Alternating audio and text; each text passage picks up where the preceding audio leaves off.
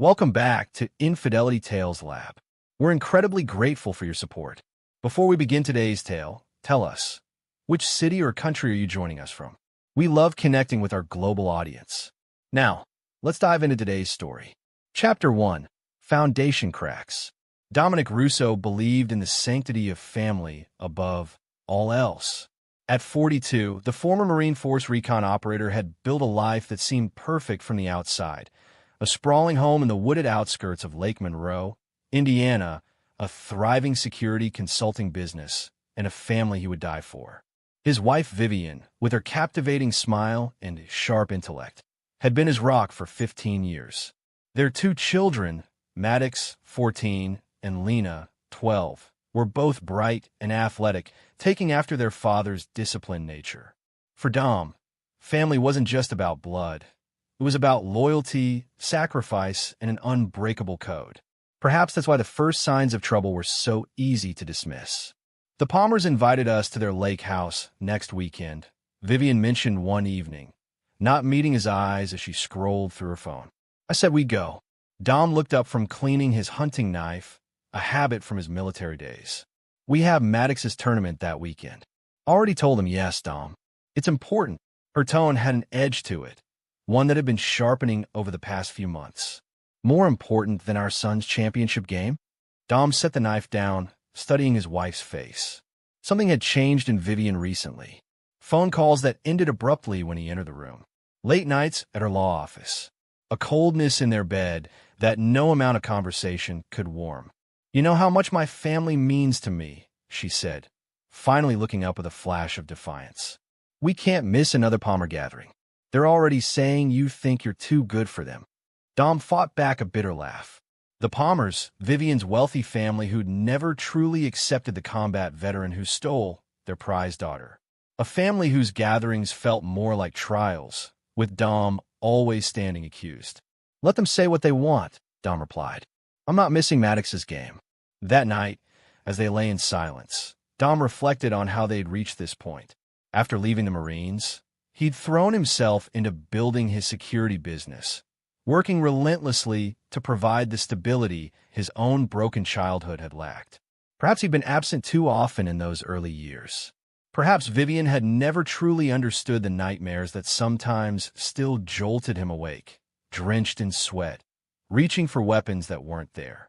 The next morning, Dom found his daughter Lena sitting alone on the porch swing, her usual vibrance dimmed.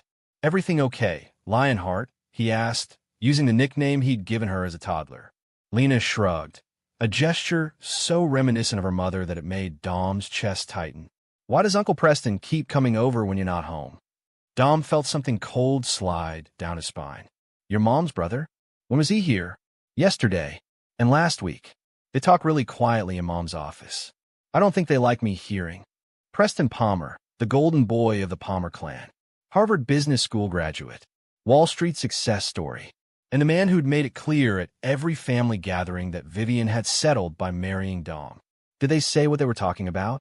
Dom kept his voice casual, but the soldier in him was already connecting dots he didn't want to see. Money stuff, I think. And Mom seemed upset. Are we in trouble, Dad? Dom pulled his daughter into a hug. No trouble, Lionheart. Just grown-up things. That evening, Dom made a rare early departure from his office and drove past Preston's downtown condo on the way home. Vivian's car was parked in the visitor space, 3 hours before she was supposed to be home from work. He didn't confront her that night. Instead, he checked their joint accounts and discovered withdrawals, small at first, then increasingly larger over the past 6 months. Money they'd saved for the children's college funds, slowly disappearing. Dom began staying late at his office, not working, but watching, tracking Vivian's movements, installing a keystroke logger on their home computer. What he discovered wasn't just an affair, it was systematized betrayal. Vivian and Preston weren't lovers. They were conspirators. Preston, over-leveraged in high-risk investments, was using Vivian to siphon money from Dom's accounts. And Vivian, harboring long-buried resentment over giving up a prestigious law career to move to Dom's hometown, was all too willing to help, especially with the promise of returning to the gilded Palmer fold. I've sacrificed everything for him, he read in one of her emails to Preston. 15 years living in this backward town, playing the dutiful wife while he chases his ridiculous security dreams. What has he ever sacrificed for me? Dom felt something inside him calcify. Not his heart, that was still beating, still bleeding, but something deeper. His sense of mercy. Chapter 2. Family Ties. The annual Palmer family reunion at Lake Michigan was a tradition dating back generations. For Dom, it had always been an exercise in endurance, smiling through thinly veiled insults, defending his common background to people who measured worth by zip codes and alma maters. This year, however, he arrived with knowledge burning in his chest like acid. Dominic, so good of you to actually show up this year. Carlisle Palmer, Vivian's father and the family patriarch, extended a manicured hand. His smile never reached his eyes. Wouldn't miss it, Carlisle. Dom matched the older man's grip with precise pressure, enough to assert strength without initiating challenge. The tactical mind that had kept him alive in combat zones never fully switched off. The Palmer estate sprawled across 3 acres of prime lakefront property. Crystal glinted in the afternoon sun as servers circulated with champagne. Vivian had already drifted toward her cousins, her laugh a little too bright, her gestures a little too animated. Preston arrived late, making an entrance in a tailored suit that cost more than most people's monthly mortgage. The way Vivian's eyes tracked him across the lawn confirmed everything Dom already knew. Uncle Dom. A small whirlwind crashed into his legs. Ava, Preston's 6-year-old daughter from his first marriage. Daddy says you're going to teach me to skip rocks. Dom lifted the child, momentarily lightened by her uncomplicated affection. Your daddy said that, did he? Well, we better not disappoint. At the water's edge, Dom showed Ava the perfect wrist motion for skipping stones, aware of Preston watching them from the terrace.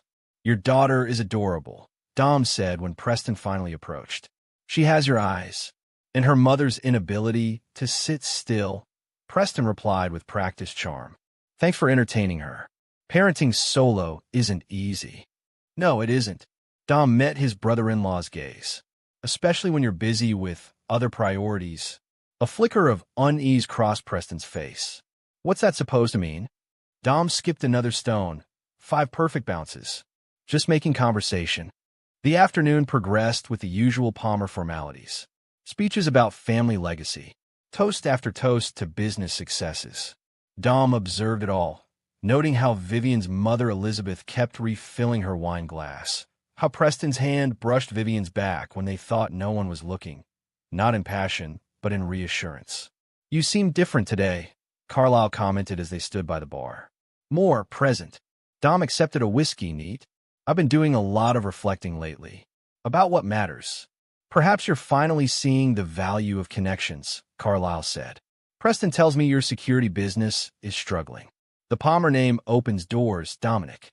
It always has. Is that what Preston says? Dom swirled his drink. Interesting.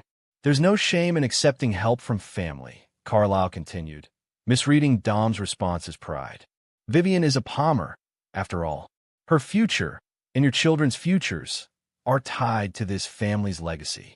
And what about loyalty, Carlisle? Dom asked quietly. Where does that fit in your legacy? The older man's expression hardened. Loyalty is earned, not given. Perhaps you should consider what you've done to earn Vivian's. Before Dom could respond, Vivian's brother Nelson approached, already swaying from too many cocktails. The soldier boy's still here. Nelson slapped Dom's back with drunken camaraderie. Thought you'd have retreated by now. Strategic withdrawal, and all that military crap. Dom set down his glass. Some battles are worth fighting, Nelson. Oh, we're talking battles now. Nelson's voice rose, drawing attention. Because from where I'm standing, you lost this one years ago. My sister deserved better than being stuck in your nowhere town with your. Dom cut him off with a look so cold that Nelson physically recoiled. Choose your next words carefully. The confrontation might have ended there if Preston hadn't appeared, positioning himself between them with the smooth confidence of someone accustomed to defusing others' messes. Everything all right here? Dom, I think Vivian's looking for you.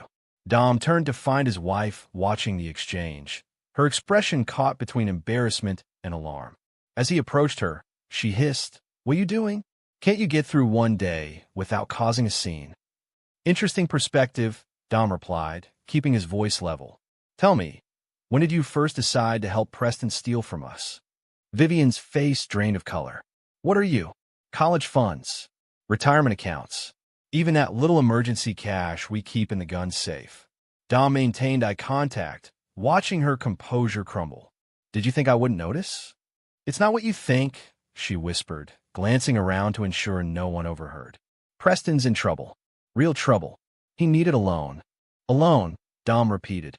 "Is that what we're calling theft now?" "He's family, Dom. And what am I?" The question hung between them, heavy with 15 years of history. Vivian's answer was interrupted by Carlyle calling for everyone's attention. The patriarch raised his glass in a toast that somehow became a thinly veiled lecture about family loyalty and the importance of knowing one's place. Throughout the speech, Dom felt the weight of stares, some curious, some hostile, all judging. When the formal dinner began, Dom found himself seated between Elizabeth Palmer and Nelson's wife Tanya, both of whom maintained a rigid wall of small talk. Across the table, Preston engaged Vivian in an animated conversation about a recent Supreme Court decision, their heads bent together in a familiarity that now felt like a deliberate provocation. Halfway through the main course, Nelson, even more intoxicated, began loudly recounting stories from Vivian's law school days, each anecdote carefully chosen to emphasize what she'd given up by marrying Dom. "Remember that clerkship offer from Justice Richards?" Nelson laughed. "Could have been arguing before the Supreme Court by now if you hadn't gotten domestic." "I chose my family," Vivian replied, but her eyes betrayed her, flicking toward Preston, not Dom. "Some choices we live to regret," Preston added softly, and the table fell silent. Dom set down his fork. "Are you speaking from experience, Preston? Because from where I sit, your choices seem remarkably convenient, especially when they involve other people's money." The room temperature seemed to drop. Preston's smile became fixed. "I'm not sure what you're implying." "No implications. Just facts." Dom turned to Carlyle. "Did you know your son is almost $20 million in debt? That he's been using Vivian to funnel my family's savings into a black hole of bad investments and margin calls?" Chaos erupted around the table. Denials. Accusations. Vivian grabbing Dom's arm, her nails digging into his flesh as she demanded they talk privately. Dom, remembering how those same hands had once caressed him with love, now transformed into weapons meant to silence him. He stood abruptly, addressing the stunned faces around the table. "For 15 years, I've endured your condescension, your mockery. I believed family was worth the sacrifice of dignity. I was wrong." Vivian followed him as he walked away from the table, her voice shrill with panic. "You're embarrassing us. This isn't the place." "Where's the place, Viv?" "Our home, where you've been planning how to leave me. The bank, where you forged my signature to access accounts. Or maybe Preston's condo, where you've been strategizing while I thought you were at work." The guest had abandoned all pretense of not listening. Carlyle rose from his seat, face flushed with rage. "This is outrageous. Vivian, control your husband." Dom laughed, a harsh, unfamiliar sound. "That's always been the problem, hasn't it? No one controls me. Not you, not Preston, not even Vivian. I earned everything I have through blood and sacrifice while you were playing country club politics." "Dom, please," Vivian pleaded, tears streaming down her face. "We can talk about this at home. The children you were planning to take from me?" Dom pulled out his phone, showing her the email chain he'd discovered. "The children you and Preston decided would be better off with proper Palmer influence." Vivian's face crumpled. "It wasn't like that. We just—" "Stop lying." Dom's voice was deadly quiet. "For once in your life, stop lying." What followed was a blur of accusations. Preston denying everything despite the evidence. Carlyle threatening legal action. Nelson making a drunken lunge that Dom sidestepped, sending the younger man sprawling into an antique sideboard. Elizabeth weeping dramatically as priceless china shattered on imported marble. And finally, Vivian, her composure completely broken, screaming words that silenced the room. After a brutal argument with my wife's family at the reunion, everyone turned their backs on me, even my wife. Dom looked around at the hostile faces, these people who had never accepted him. You have two choices, beg for forgiveness or get out, she snarled. Instead of begging, I purchased a one-way ticket to disappear. When they finally realized I was gone, the damage was irreversible. Chapter 3. Vanishing Acts. The night air felt electric as Dom drove away from the Palmer estate, his hand steady on the wheel despite the adrenaline coursing through his system. He didn't return home. Instead, he checked into a motel outside Chicago, paid cash, and initiated the contingency plan he'd been meticulously developing over the past 3 weeks. His military training had taught him that the best operations were planned with multiple exit strategies. For 15 years, he'd applied that principle to protecting his family. Now, he would use it to dismantle the life that had become a lie. First, he transferred funds from accounts Vivian didn't know about to offshore holdings established through a security firm's international contracts. Next, he made a series of calls to contact from his military days. Men who understood that sometimes disappearing was the only tactical choice. Need to go dark for a while, he told his former teammate Raul Delgado, now running a fishing charter in Panama. Everything in place? Ready when you are, brother, Raul confirmed. The clinic expecting you. 5th of next month. Papers and credentials all set. Dom had planned this with military precision. A new identity, backstopped with documentation that would withstand scrutiny. Not illegal, exactly, but operating in the gray areas where his security business had occasionally ventured for high-value clients. What about the kids? Raul asked, concern evident even through the crackling international connection. Dom's throat tightened. They're part of Phase 2. I need to make sure they're protected financially first. The hardest call was to his attorney, Leona Washington, the only person besides Raul who knew the full extent of his plans. They'll freeze everything once they realize what's happening, Leona warned. You sure about this timeline? It gives me exactly what I need, 72 hours of confusion before they can organize a legal response. Dom had calculated every variable. The trust for the children is already ironclad. Neither Vivian nor her family can touch it. And the letter for the kids? Deliver it exactly 1 month after I'm gone, Dom instructed. Not before. Back at the motel, Dom powered up a dedicated laptop and accessed the evidence he'd been compiling. Financial records showing Preston's massive debts, emails revealing the conspiracy between Preston and Vivian, documentation of the systematic theft from family accounts. With a few keystrokes, he scheduled these files to be delivered to specific individuals. Carlisle Palmer, the partners at Preston's investment firm, and a financial crimes investigator at the FBI whom Dom had once helped after a difficult deployment. The delivery date, 3 weeks from now. Long enough for Dom to be established in his new location, but soon enough to catch Preston before he could cover his tracks. Dom slept soundly that night for the first time in months, waking before dawn to begin the next phase. He drove to an airport 2 states away, where a private charter waited to fly him to Mexico. From there, he would make his way to Panama, then further south to Argentina, a country with strong privacy laws and a bureaucracy that moved too slowly to be a threat. As the small plane climbed through cloud cover, Dom allowed himself one moment of grief for what he was leaving behind. Not Vivian. Whatever love had existed between them had been hollowed out long ago by her resentment and his own emotional walls. Not the Palmer family with their toxic privilege, but his children, Maddox with his quiet determination, Lena with her fierce intelligence. For them, this disappearance would feel like abandonment, exactly what Dom had experienced as a child when his own father vanished. The knowledge cut deeper than any physical wound he'd sustained in combat. But he consoled himself with the truth. This wasn't abandonment. It was strategic retreat before the counterattack. The first communication since his disappearance came 3 days later. A text from Vivian to a burner phone Dom had established for this purpose. Where are you? The children are asking questions. This isn't funny anymore. He didn't respond. The second message came from Preston. Whatever you think, we can fix this. Come home, and we'll talk like adults. Dom archived the message without replying. The third was from Carlisle Palmer himself. You've made your point. Now stop this childish game before you destroy what's left of your family's reputation. Dom smiled grimly at that one. Reputation, always the Palmer priority. The messages from his children broke his resolve. Maddox, practical and direct. Dad, Mom's freaking out. She says you guys had a fight. When are you coming home?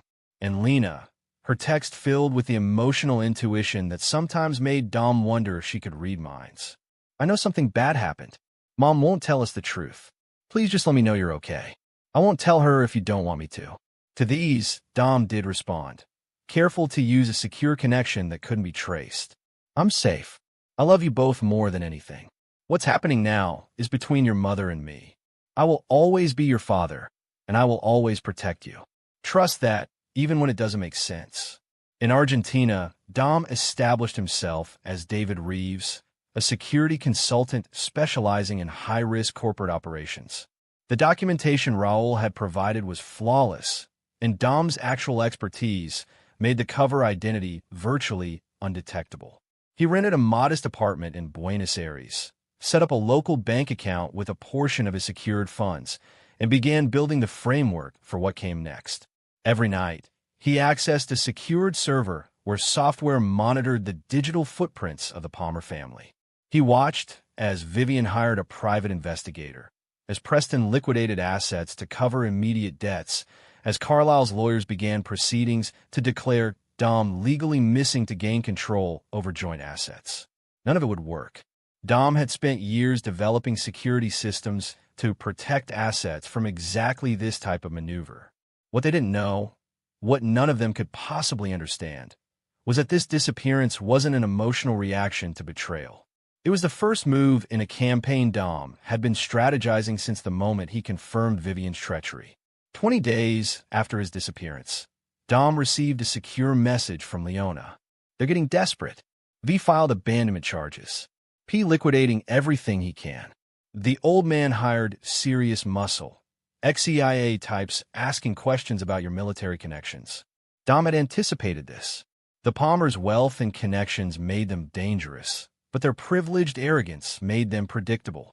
They believed money could solve any problem, open any door. They had never faced an adversary trained to counteract precisely that advantage. 3 weeks to the day after his disappearance, Dom activated the final phase of his initial plan. The evidence he'd compiled was automatically delivered to its designated recipients. Within hours, the carefully constructed Palmer facade began to crumble. Preston was placed on immediate leave by his firm as federal investigators seized records related to client accounts. Carlisle, confronted with irrefutable evidence of his son's financial crimes, withdrew the considerable legal resources he'd deployed to find Dom, focusing instead on damage control. And Vivian, suddenly facing questions about her role in the financial irregularities, found her carefully cultivated image as the victimized wife giving way to suspicion. Dom watched it all unfold from thousands of miles away, not with satisfaction, but with grim resolve. This was merely the foundation. The true architecture of his revenge was still taking shape. In the quiet of his Buenos Aires apartment, Dom began planning the next phase. The Palmers had resources, but they had never faced an opponent who understood their greatest weakness, their pathological need to maintain appearances. Dom had spent 15 years observing this vulnerability, mapping the pressure points in their carefully constructed social edifice. Now, he would systematically apply pressure until the entire structure collapsed. When his secure phone buzzed with a message from Leona, Dom expected another update on the legal proceedings. Instead, what he read sent ice through his veins. They took the kids from school. Private plane to Caymans. Emergency custody filing claims you're mentally unstable from PTSD. Hearing scheduled next week. For the first time since this began, Dom felt a surge of genuine rage break through his tactical calm. Using the children as pawns was a miscalculation the Palmers would live to regret. He booked a flight leaving in 3 hours. Phase 2 was now accelerating ahead of schedule. Chapter 4: Ghost Protocols. 6 months after vanishing from the Palmer family reunion, Dom Russo was a ghost with substance, a shadow that had learned to move through light without being seen. The man who stepped off a private plane in Georgetown, Cayman Islands, bore little physical resemblance to the security consultant who had disappeared. His military short hair had grown out, now streaked with strategic gray. A carefully maintained beard concealed the distinctive scar on his jaw. Enhanced contact lenses changed his eye color from penetrating blue to unremarkable brown. But the most significant transformation wasn't physical. The Dom Russo who had disappeared was a man constrained by moral boundaries. The man who emerged, operating under the identity of Michael Hargrove, international risk consultant, had shed those constraints like a tactical vest that had served its purpose. The Cayman Ritz-Carlton suite he checked into offered a direct view of the exclusive private school where, according to his intelligence, the Palmer family had enrolled Maddox and Lena. The Palmers believed the children were safely beyond his reach, protected by the island's strict privacy laws and the legal fiction of a custody agreement Dom had never signed. What they failed to understand was that Dom had spent his military career penetrating more heavily fortified locations than a private school, and with significantly higher stakes than his own children's futures. He spent 3 days on surveillance, establishing patterns and vulnerabilities. The children were driven to school in a black SUV with hired security, a former British Royal Marine whom Dom identified through his network of contacts. The same vehicle collected them each afternoon, taking them to a gated beachfront estate owned by a Palmer Shell corporation. During those surveillance days, Dom experienced his first visual confirmation that his children were safe, physically at least. Watching Maddox playing soccer on the school field, his lanky frame now several inches taller, Dom felt a bittersweet pride mingled with rage at the time stolen from him. Seeing Lena sitting alone under a palm tree with a book, always the introvert, he noticed how she frequently scanned her surroundings as if looking for someone. For him, perhaps. On the 4th day, Dom made his approach through a service entrance during lunch period.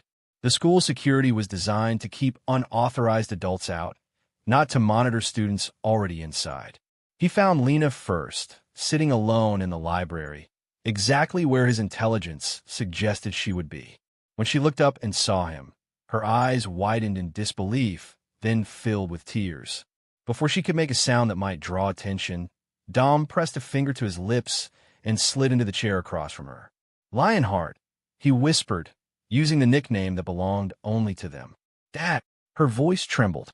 "Is it really you?" "It's me. I don't have much time. I need you to listen carefully." Dom slid a secure phone across the table. "This can't be traced. The password is your birth date followed by the name of your first goldfish." Lena stared at the phone, then back at him. "Are you taking us home?" The question pierced Dom's carefully maintained tactical focus. "Not yet, but soon. I need to make sure it's safe first. They're watching you too closely right now. They told us you had a breakdown, that you were dangerous." Lena's voice hardened. "I never believed them." "Good." Dom reached across the table, briefly touching her hand. "I need your help. Maddox too. But you can't tell him you saw me today." "Not yet." Lena nodded, her expression shifting from emotional to resolute in a way that reminded Dom painfully of himself. "What do you need us to do?" "Information. I need to know everything about your daily routines, who has access to you, where you're permitted to go." Dom kept his voice low. "Use the phone only in the bathroom with the shower running. There's a secure messenger app that deletes messages after they're read." "Mom hardly sees us anymore," Lena volunteered, seemingly eager to prove her value as an informant. "She's always with Uncle Preston or on the phone with lawyers. Grandpa visits twice a week. He makes Maddox play golf with him." Dom absorbed this, fitting it into the broader tactical picture. "And school? Are you making friends? They don't speak to us much. Everyone knows our family has some big secret." Lena's eyes, so like his own, searched his face. "Are you really okay, Dad? You look different." "I'm better than okay," Dom assured her. "I'm exactly where I need to be." The conversation lasted less than 5 minutes, all the time Dom could risk without alerting security. Before leaving, he handed Lena a small tracking device disguised as a hair clip. "Wear this every day he instructed. It's waterproof. Never take it off. As he prepared to leave, Lena grabbed his arm with surprising strength. Promise you'll come back for us. I swear it. Dom held her gaze. But when I do, things will change in ways you might not understand at first. Trust that everything I do is to protect you and your brother. He slipped away as silently as he had arrived, exiting through a service door just as the lunch bell rang. Back in his hotel room, Dom activated the tracking system linked to Lena's hair clip, confirming it was functioning properly. Then he made a secure call to Raul. Phase 3 is a go, he said without preamble. Activate the Panama accounts and alert our friend at Interpol. The package drops in 72 hours. The package was information, devastating in its comprehensiveness. Financial records showing how Preston Palmer had been systematically defrauding investors for years. Evidence of Carlisle Palmer's knowledge of these activities. Documentation of offshore accounts used to hide assets from regulators and tax authorities. And most damaging of all, records of the Palmer family's involvement with certain international business partners whose activities straddled the line between questionable and criminal. Dom had spent 6 months compiling this dossier, leveraging contacts from his military and security consulting days. People who owed him favors. People who understood that sometimes justice required operating outside formal channels. The information would go to financial regulators, tax authorities, and media outlets simultaneously, a coordinated strike designed to create maximum chaos. While waiting for this bomb to detonate, Dom continued his covert communication with Lena, piecing together a complete picture of the Palmer family's new dynamics. What emerged confirmed his strategic assumptions. With Preston fighting to salvage his career and reputation, with Vivian increasingly isolated by suspicion, the family's formidable resources were already stretched thin. They were vulnerable in ways they couldn't possibly recognize. On the third day, Lena's secure message contained the information Dom had been waiting for. Emergency family meeting tonight. Grandpa arrived 2 hours ago looking sick. Everyone's shouting. Mom's crying. Maddox and I sent to our rooms. Security doubled around the house. The information drop had hit its targets. Now for the next phase. Dom waited until midnight, then slipped out of his hotel, wearing the uniform of the estate's security service, obtained through methods he'd perfected during military operations in countries where American forces officially didn't exist. The perimeter guards, expecting threats from outside, were unprepared for an infiltrator who moved like one of their own. He found Maddox first, not sleeping but sitting on his balcony, staring at the ocean. The boy had Dom's build and Vivian's coloring, a combination that had always made Dom's chest swell with pride. Now, seeing his son for the first time in months, Dom registered the changes. Harder lines around the mouth, a watchfulness that hadn't been there before. "Hello, son," Dom said quietly, stepping from the shadows. Maddox started violently, then froze, his expression cycling through shock, disbelief, and something like anger. "Dad? How did you?" "I'll explain everything," Dom promised, "but not here. We don't have much time." Unlike Lena's tears, Maddox responded with the wariness of a teenager already learning to distrust. "They said you abandoned us, that you stole money and ran away. And you believe that?" Dom kept his voice neutral, understanding his son's confusion. "I didn't know what to believe." Maddox's fists clenched at his sides. "You were just gone. No call. No letter. Nothing for months. I'm sorry for that." Dom moved closer, ready to restrain his son if the boy decided to shout for help. "I had to disappear to protect all of us. Your mother and Uncle Preston were stealing from us, from your future. They planned to take you both away where I'd never find you." Maddox's expression hardened. "Prove it." Dom pulled out his phone, showing his son some of the same evidence that was now wreaking havoc in financial and legal circles. Emails, bank records, Vivian's own words planning the children's removal. As Maddox scanned through the documents, his face paled. "This is why everyone's freaking out downstairs. Some kind of financial thing." "That's part of it," Dom confirmed. "But I'm not here about money. I'm here about you and your sister." "What does that mean?" Suspicion edged Maddox's voice. "Are you kidnapping us?" Dom shook his head. No, I'm giving you a choice. The kind I never got. He leaned against the balcony railing. In 3 days, I'll be in position to take you both back to the States with me. Legally, your mother and the Palmers won't be able to stop it. And if we don't want to go, Maddox challenged, though something in his eyes had softened. Then I'll respect that decision, Dom said, the words costing him more than his son could know. But first, I need you to understand exactly what's happening. The kind of people you're living with. For the next 15 minutes, Dom laid out the truth. Not all of it, but enough for Maddox to understand stakes. The boy listened in silence, his expression growing increasingly troubled. What about Mom? He finally asked. Is she going to jail or something? That depends on her, Dom replied honestly. If she cooperates with authorities about Preston's activities, probably not. But things will change, Maddox. The Palmer family is about to experience a very public fall. Maddox absorbed this, then asked the question Dom had been waiting for. What do you want us to do? For now, nothing. Act normal. Stay close to Lena. In 3 days, be ready. Dom handed his son a secure phone identical to Lena's. This is for emergencies only. If anything changes, if they try to move you somewhere else, contact me immediately.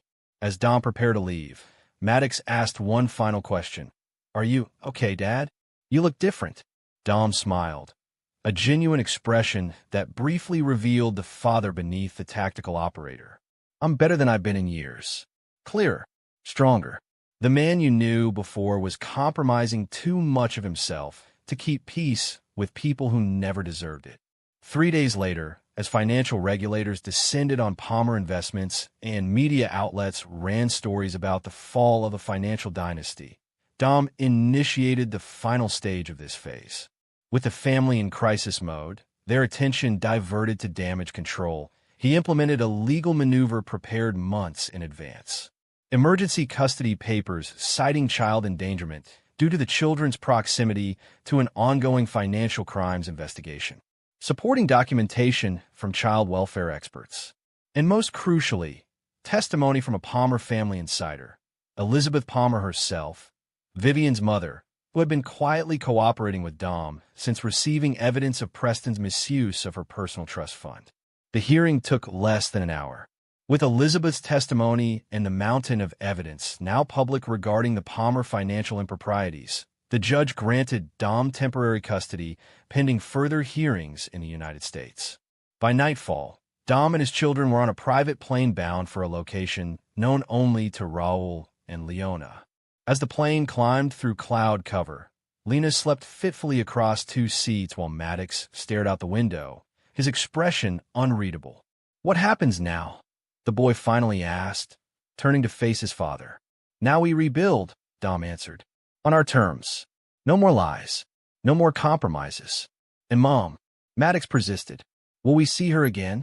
Dom studied his son's face, seeing the conflict there. That's up to her. And to you. I won't keep you from her, if that's what you want. But she'll have to earn back your trust, just as I'm doing now. Maddox nodded slowly, then said the words Dom hadn't realized he'd been waiting to hear. I'm glad you came back for us, Dad. For the first time in months, Dom felt something crack in the hardened shell he'd built around himself. Not enough to change his course. The next phases of his plan were already in motion, but enough to remind him of what he was truly fighting for. Chapter 5, Paper Trail. The remote ranch in western Montana provided exactly what Dom needed: isolation, security, and time. Situated on 200 acres of private land, accessible only by a single road that could be monitored from 3 different vantage points, it offered a fortress-like environment where Dom could safely reunite with his children while executing the next stages of his plan. For the first week, they existed in a strange limbo, Maddox and Lena adjusting to their father's transformed presence, Dom relearning the rhythms of parenthood after months of solitary focus. They hiked the surrounding mountains, fished in the pristine stream that cut through the property. At night, they sat around a fire pit, the silence between them gradually softening from awkward to contemplative. Why Montana? Lena asked on the 8th night, bundled in a jacket against the mountain chill. We've never even been here before. That's exactly why, Dom explained, stoking the fire. No connections to our past. No one looking for us here. Are we hiding? Maddox's question contained an edge, not accusation, but the need for clarity that Dom recognized in himself. Strategically positioned, Dom corrected. There's a difference. During those initial weeks, Dom maintained strict communications protocols. No internet access for the children. No phones except the secure satellite line. News from the outside world came through Leona's encrypted updates, painting a picture of escalating chaos in the Palmer Empire. Preston had been indicted on multiple counts of securities fraud. Carlyle, fighting to distance himself from his son's actions, had suffered a minor stroke, temporarily stepping back from his leadership role in the family businesses.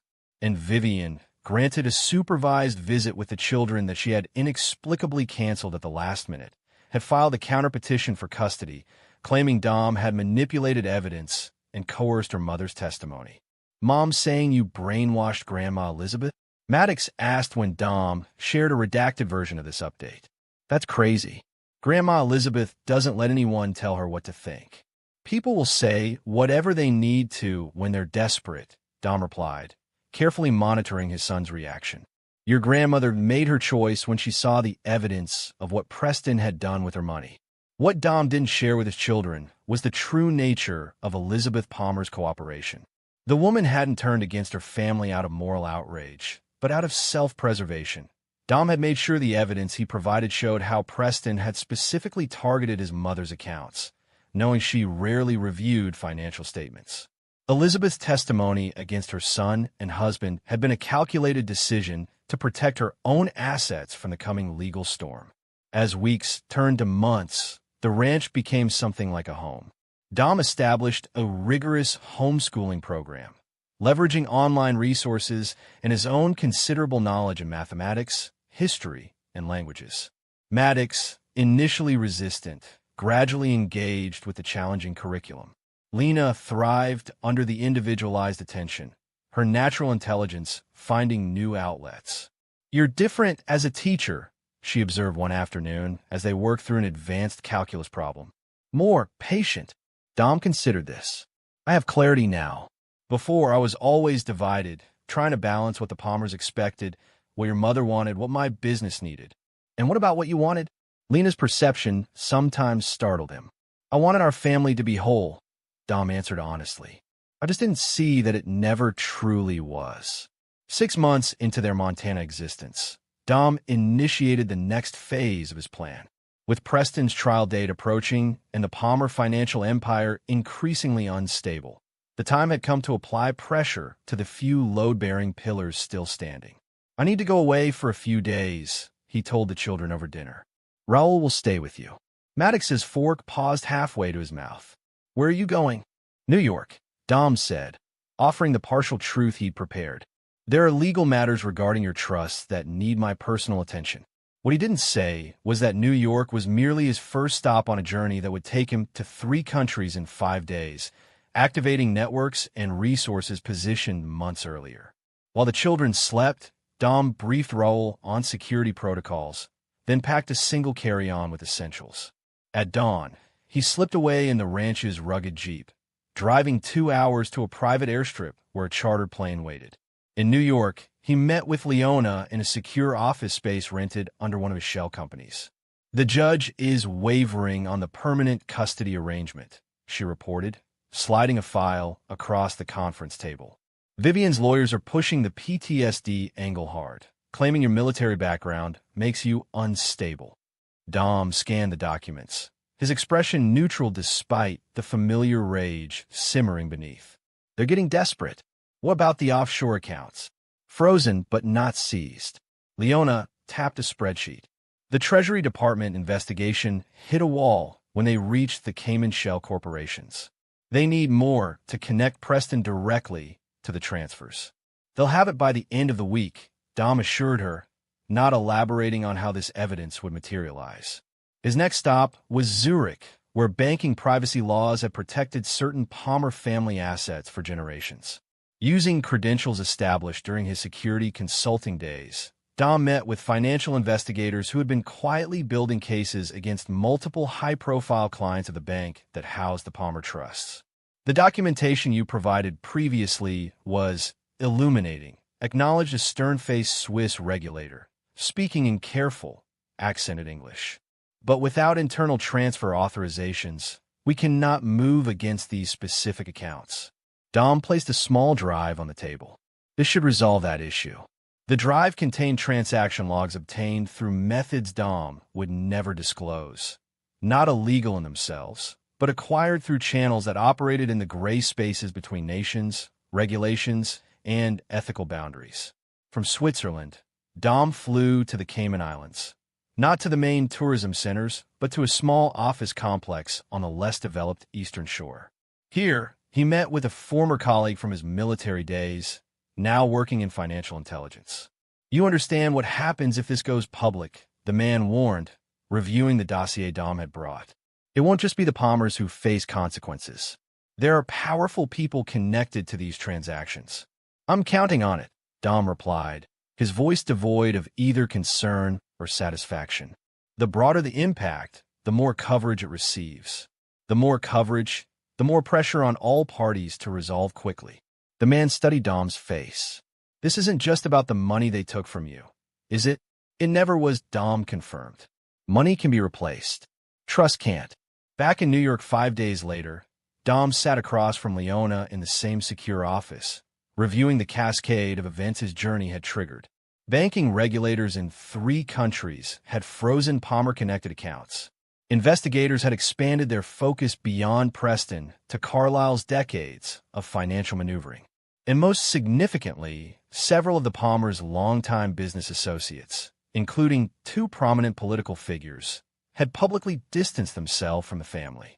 Vivian's filed for divorce, Leona reported, sliding another document across the table, claiming abandonment and emotional distress.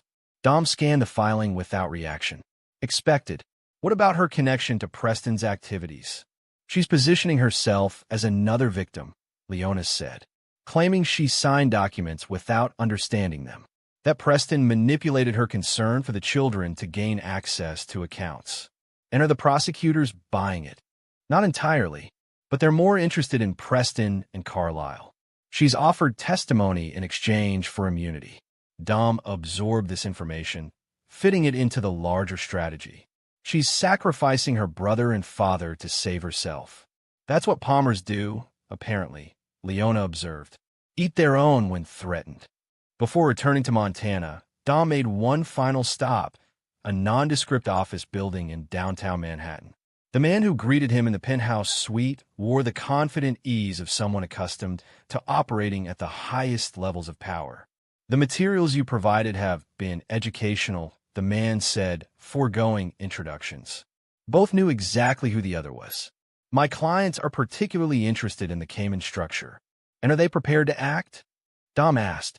"Once the Treasury Department moves officially, yes. The timing needs to appear coincidental, not coordinated." Dom nodded, understanding the delicate choreography required. "And the media coverage?" "The first stories will break next Tuesday. Financial press initially, mainstream outlets by Thursday." The man studied Dom with professional curiosity. "You've orchestrated this with remarkable precision. May I ask why?" "The Palmers built their empire on the appearance of impeccability," Dom replied. "Remove that foundation, and everything above it collapses." The man seemed satisfied with this answer. "The children are secure?" "They're protected," Dom confirmed, not elaborating on their location. "Good. There will be desperation in certain quarters as this unfolds. People backed into corners rarely exhibit restraint." Dom allowed himself a cold smile. "I'm counting on it." When he returned to the ranch, Dom found the children thriving under Raoul's watchful care. Maddox had built a functioning hydroelectric generator for the stream, while Lena had started a comprehensive journal of local wildlife. They greeted him with a warmth that had been absent in the early days of their Montana exile. That night, as they gathered around the fire pit beneath a canopy of stars, Dom knew the time had come for difficult truths. "Things are going to change again soon," he began, watching their faces in the flickering light. "Your mother has filed for divorce." Maddox stared into the flames. "Are we surprised?" The legal situation with the Palmer family is becoming more complicated, Dom continued. There may be news reports that mention all of us. Things might be said that are painful to hear. Like what? Lena asked, her voice small but steady. Dom measured his words carefully. Your mother is cooperating with investigators against Uncle Preston and your grandfather. In exchange, she's asking for certain considerations, including custody of you both. Silence followed this announcement, broken only by the crackling fire and the distant call of an owl. Finally, Maddox spoke, his voice hard in a way that reminded Dom painfully of himself. Does she really think we go back to her? After everything? People convince themselves of whatever they need to believe, Dom said. But I promise you both, you won't be forced to do anything you don't want to do. Later that night, after the children had gone to bed, Dom sat alone on the porch, reviewing the final stages of his plan on a secure tablet. The timing had to be perfect. Too fast, and the full impact would be diluted. Too slow, and the Palmers might find ways to insulate themselves from the worst consequences. As he worked through contingencies, his secure phone buzzed with a message from an unexpected source. Elizabeth Palmer. They know you're behind everything. Carlisle has hired people to find you. Not legal people. Be careful. Dom wasn't surprised by this development. The Palmers, cornered and desperate, were reverting to their true nature, believing that with enough money and the right connections, any problem could be eliminated. What they failed to understand was that Dom had spent his entire military career becoming the kind of problem that couldn't be eliminated by conventional means. He sent a brief acknowledgement to Elizabeth, then made 2 calls. The first to Raul, initiating enhanced security protocols for the ranch. The second to a number he had memorized but never used, a direct line to the former commander of his special operations unit, now working in private security. Mason, Dom said when the call connected. I need a favor. 3 days later, as financial news outlets began running the first stories about systematic fraud in Palmer investment vehicles, Dom gathered the children for another difficult conversation. We may need to move soon, he told them, watching their expressions shift from contentment to wariness. Your grandfather has escalated the situation in ways that make staying here potentially unsafe. What does that mean? Maddox demanded. Is he like sending people after us? He's exploring options that go beyond legal channels, Dom confirmed, seeing no benefit in shielding them from reality at this point. I've taken precautions, but our security here isn't indefinite. Where would we go? Lena asked, the practical question masking the fear Dom could see in her eyes. I have a place prepared, he assured them. Somewhere even more secure than this. What he didn't tell them was that the place was actually 3 different locations, each designed to serve as a fallback if the others were compromised. The primary site, a compound in the mountains of Costa Rica, owned by a corporation so deeply buried in shell companies that even the most determined investigator would need years to trace it, was already being prepared by contacts Dom trusted with his life and, more importantly, with his children's lives. That night, as a precaution, Dom had the children pack essential items in go bags designed for rapid evacuation. He showed them the hidden panic room beneath the main house, accessible through a concealed entrance in the pantry. He reviewed emergency protocols, hand signals, and rally points. This is like being in a spy movie, Lena observed as Dom taught her how to use the satellite phone's emergency beacon. It's just preparation, Dom corrected gently. The same way we prepare for fire drills or power outages. Except instead of weather, we're preparing for Grandpa's hit squad. Maddox added with dark humor that concerned Dom more than outright fear would have. Your grandfather is desperate and afraid, Dom explained. People in that state make poor decisions. We're simply ensuring those decisions don't affect us. The first indication that Carlisle's poor decisions had escalated came 2 days later, when perimeter sensors detected vehicles approaching the single-access road to the ranch. Dom, alerted by silent alarms, moved with practiced efficiency. Panic room, he instructed the children, his voice calm but brooking no argument. Raul will stay with you. Do not open for anyone but me, no matter what you hear. Once the children were secured, Dom positioned himself at a pre-selected vantage point with clear sight lines to the approaching vehicles. Through high-powered binoculars, he identified 3 SUVs, unmarked, with tinted windows and government-issue license plates. Not Carlisle's private security, then. Something else. When the vehicles stopped at the gate and uniformed agents emerged, Dom felt a complex mix of emotions. FBI. Not immediate danger to the children, but potentially a significant complication to his larger strategy. He watched as they approached the main house, noting their tactical positioning. Professional, but not aggressive. Not a raid, then. Something else. Dom activated his secure phone, contacting Leona. Federal agents at the ranch, he reported calmly. 3 vehicles. Standard approach formation. That's impossible, Leona replied, alarm evident in her voice. The judge sealed all records of your location pending the custody hearing. Apparently someone unsealed them, Dom observed, already calculating how this development affected his plans. Options. Let me make some calls, Leona said. Don't engage until I get back to you. Dom had no intention of engaging. The moment unfamiliar vehicles had triggered the sensors, secondary protocols had activated, including a data purge of all non-essential systems in the house and the activation of countermeasures designed to obscure digital footprints. He continued observing as agents knocked on the door, then moved to secure the perimeter of the house. Their movements suggested a search warrant rather than an arrest warrant, looking for evidence, not an individual. When Leona called back 20 minutes later, her voice was tight with controlled anger. It's not about you, she reported. They're executing a search warrant related to Preston's case. Someone suggested he might have hidden documents or drives at properties connected to you.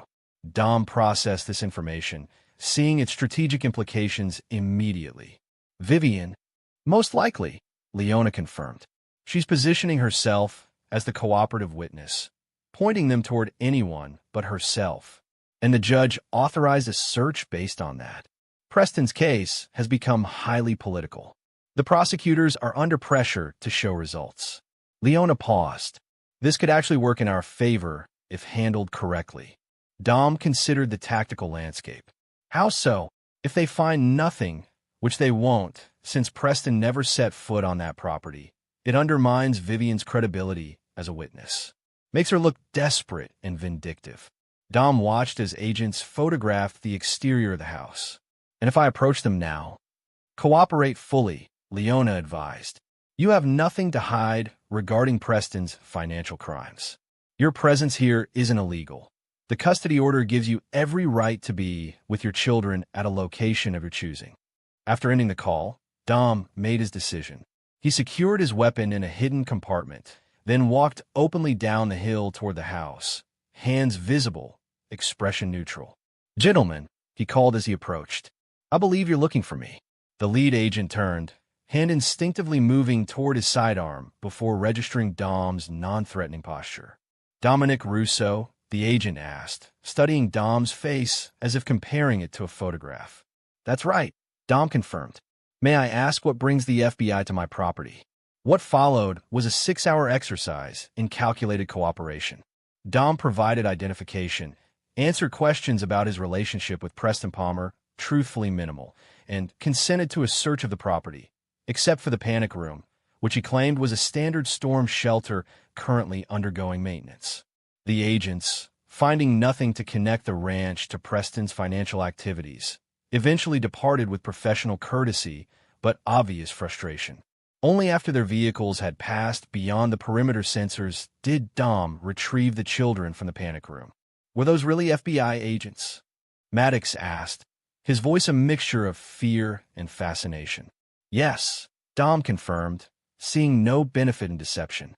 Looking for evidence connected to Uncle Preston's case. Did Mom send them? Lena's perception, as always, cut straight to the heart of the matter. Dom met his daughter's gaze. It's possible she suggested they look here, yes. Why would she do that? Maddox demanded, anger flashing in his eyes. She knows Uncle Preston never came here. Because she's running out of options, Dom explained, choosing his words carefully.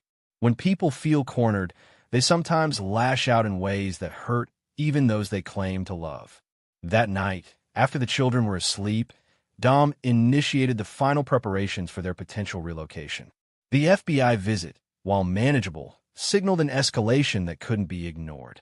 If Vivian was willing to use federal agents as pawns in her desperation, there was no telling what Carlisle might resort to as his empire continued to crumble. As Dom worked through contingencies and evacuation routes, his secure phone lit up with a message from an automated alert system he'd established to monitor communications regarding the Palmer family. The message contained a single news alert. Breaking: Preston Palmer found dead in Manhattan apartment. Apparent suicide. Chapter 6. Dominoes Falling. Preston Palmer's death changed everything. What had been a methodical dismantling of the Palmer financial empire suddenly accelerated into chaos. Media coverage, already intense due to the financial crimes investigation, exploded into a frenzy of speculation and sensationalism. Preston's suicide note, leaked to reporters within hours, contained vague allegations about coercion and threats, stoking theories that range from organized crime connections to government conspiracies. Dom, monitoring developments from the Montana ranch, recognized both opportunity and danger in this unexpected development. Preston's death removed a key player in the legal proceedings, potentially limiting the evidence trail Dom had carefully constructed. But it also created a vacuum that would force the remaining Palmers to realign their defenses, exposing new vulnerabilities. Is Uncle Preston really dead?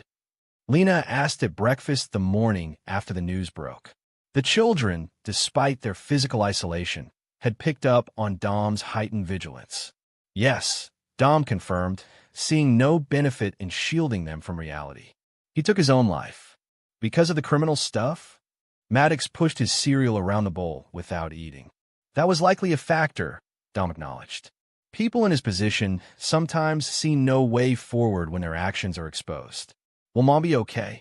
Lena's question contained complexity beyond her years, concern mixed with wariness, the natural empathy of a child tempered by months of processing her mother's betrayal. Dom chose his words carefully. Your mother will be affected by her brother's death. Yes. But she has the Palmer family supporting her. They take care of their own. What Dom didn't share was his assessment of how Preston's suicide would impact the larger strategy. With the most vulnerable target removed, attention would shift to Carlisle and Vivian. The elder Palmer, already weakened by his stroke and the public disgrace of his son's crimes, would likely retreat further from public view, leaving Vivian as the family's primary representative in both legal proceedings and public perception. This shift presented both challenges and opportunities. Vivian, unlike Preston, had cultivated a public image of maternal devotion alongside her professional accomplishments. She would leverage this perception in the custody battle, positioning herself as the stable, loving parent against Dom's dangerous instability, a narrative already taking shape in her legal filings. 3 days after Preston's death, the anticipated counterattack began. Lena, using the secure phone Dom had provided, forwarded a message she'd received on her school email account, apparently overlooked when the Palmers had restricted the children's communications. Lena, this is Mom. I know you must be confused and scared right now. The things your father has told you about me aren't true. He's not well, sweetie. The doctors call it PTSD from his time in the military. It makes him paranoid, makes him see enemies everywhere. I never betrayed him. I never stole anything. I was trying to protect you both from his increasingly erratic behavior. Please, if you can safely do so, call this number. I can send people to help you. I love you so much. Mom. Dom read the message with clinical detachment, analyzing its construction rather than reacting to its content. The appeal to the child's fear and confusion. The medical explanation for his behavior. The specific denial of the exact charges he'd presented as evidence. The offer of rescue, without specifics on how that would be accomplished. Did you answer her? He asked Lena, keeping his voice neutral. No. Lena's expression was troubled, but resolute. I know what she's doing. And what's that? Dom probed, curious about his daughter's perception. She's trying to make me doubt you, Lena said simply. Like she always did, telling me you were too strict, too controlling, that normal dads didn't have so many rules about safety and stuff. Dom absorbed this insight, a confirmation of dynamics he had suspected but never directly observed. "Your mother and I had different perspectives on many things," he said carefully, "including parenting." She got a similar message. Maddox interjected, indicating his sister. "But I deleted it without reading past the first line. I don't need to hear her lies." Dom studied his son, concerned by the hardening he observed, a reflection of his own transformation that brought both pride and unease. "It's important to understand what she's doing without letting it affect you emotionally," he advised. "Information is valuable, even when it's manipulative." The children's intercepted messages proved to be merely the opening salvo. The next day, Leona forwarded court documents showing Vivian had filed for emergency modification of the custody arrangement, citing new evidence of psychological instability and claiming the children were being held in isolation consistent with paranoid delusion patterns. Accompanying the filing were affidavits from 3 mental health professionals who had never personally evaluated Dom, but offered opinions based on behavior patterns described by Vivian. Most damaging was a statement from Dom's former business partner, Craig Hoffman, claiming Dom had exhibited increasing paranoia and obsessive behavior in the months before his disappearance. Craig sold out. Dom observed to Leona during their secure call, "I'm not surprised, but I am disappointed." He claims Vivian showed him bank records proving you were siphoning client funds, Leona reported. Says he kept quiet out of loyalty until he realized the children might be at risk. "Convenient timing," Dom noted. "Right after Preston's death removes their primary fall guy." "They're repositioning," Leona agreed, "making you the unstable element while Vivian plays grieving sister and concerned mother." As expected, Dom had anticipated this maneuver, if not its specific form, and the judge, concerned enough to schedule an emergency hearing. Leona's voice contained the professional neutrality that had made her such an effective attorney. "They're pushing for court-appointed psychologists to evaluate both you and the children." Timeline: hearing is next Tuesday. If granted, evaluations will be scheduled immediately thereafter. Dom processed this information, calculating its impact on his broader strategy. "And if we don't appear for the hearing?" Leona's silence conveyed her concern more effectively than words. "Finally," she said, "that would validate their claims, Dom. The judge would likely issue emergency orders giving Vivian temporary custody, possibly with law enforcement authorized to retrieve the children." After ending the call, Dom sat alone on the porch, watching as Maddox and Lena worked on their homeschool science project by the stream. The tactical part of his mind, the operator who had navigated combat zones and high-risk security scenarios, calculated options and contingencies. The father in him watched his children with an ache that no strategic analysis could resolve. The legal approach Vivian had chosen was clever, attacking not his moral character, but his mental stability. Any aggressive countermeasure would simply reinforce the narrative of a man driven by paranoia and delusion. Even the evidence he had compiled against the Palmers could be reframed as the product of obsession rather than investigation. That night, Dom made his decision. They would not run, not yet. Instead, they would appear at the hearing, presenting the image of a stable, functioning family unit. Dom would submit to psychological evaluation, confident that his military training would allow him to navigate the assessment without revealing the full scope of his ongoing operations against the Palmer family. The next morning, he gathered the children for another difficult conversation. "We need to go back to civilization for a while," he explained, watching their reactions carefully. "There's a court hearing about your custody. Mom's trying to take us away again," Maddox said, not a question but a statement loaded with teenage contempt.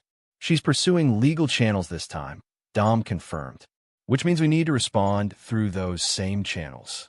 What if they make us go with her?" Lena's voice was small but steady. "That won't happen," Dom assured her with a certainty he didn't entirely feel. "But we need to follow the legal process carefully. That means being respectful in court, answering questions honestly but thoughtfully. You want us to pretend everything's normal," Maddox interpreted, his perception sometimes startling in its accuracy, "to show we're not being held hostage or whatever Mom's claiming." Not pretend, Dom corrected. Just be yourselves. You're both intelligent, thoughtful people who understand more than most adults give you credit for. Let that show. 3 days later, they left the ranch in a convoy of 3 vehicles, security precautions arranged through Raul's connections. They drove to Bozeman, where a private plane waited to take them to New York. Throughout the journey, Dom maintained hypervigilance, scanning for surveillance or pursuit, while outwardly projecting calm confidence for the children's benefit. In New York, they checked into a suite at an upscale hotel near the courthouse, a deliberate choice to counter narratives about isolation and instability. Dom arranged for the children to meet with child advocacy lawyers independent from either his or Vivian's legal teams, ensuring they had representation focused solely on their interests. The night before the hearing, as the children slept in the suite's second bedroom, Dom received an unexpected message on his secure line. Need to meet. Plaza Hotel Bar. 10 p.m. Come alone. Elizabeth Palmer, Vivian's mother, and the key witness whose testimony had secured Dom's initial custody victory. The woman who had warned him about Carlisle's extra-legal efforts to locate them. Dom weighed the risks. The message had come through channels only Elizabeth should have access to. The plaza was public enough to discourage a trap, private enough for a confidential conversation. After arranging additional security for the children, Dom made his way to the landmark hotel. Elizabeth Palmer sat alone at a corner table, a barely touched martini before her. At 68, she retained the aristocratic beauty that had once made her a fixture in society pages, but recent months had etched new lines around her eyes and mouth. When she saw Dom approach, something flickered across her face. Not fear, exactly, but wary respect. "You came," she said as he sat across from her. "I wasn't sure you would. You took a risk contacting me," Dom replied, scanning their surroundings with practiced subtlety. "I assumed it was important." Elizabeth took a small sip of her drink. "Carlisle suffered another stroke yesterday. More severe this time. The doctors aren't optimistic." Dom absorbed this information, assessing its strategic implications. "I'm sorry to hear that. Are you?" Elizabeth's gaze was direct, challenging. "He was preparing to destroy you, by any means necessary." "I don't celebrate anyone's suffering," Dom said truthfully. "Even my enemies." Elizabeth studied him with the shrewd assessment of a woman who had navigated high society politics for decades. "You're not what I expected, even now. Vivian always described you as rigid, unyielding. In certain matters, I am." Dom maintained eye contact. "Why did you ask to meet, Elizabeth?" She reached into her handbag, removing a sealed envelope which she slid across the table.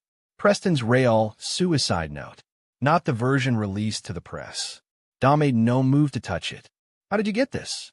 "I was the one who found him," Elizabeth said, her composure wavering slightly. "Before anyone else arrived, before the police were called. He had 2 letters prepared, one for public consumption, one for family.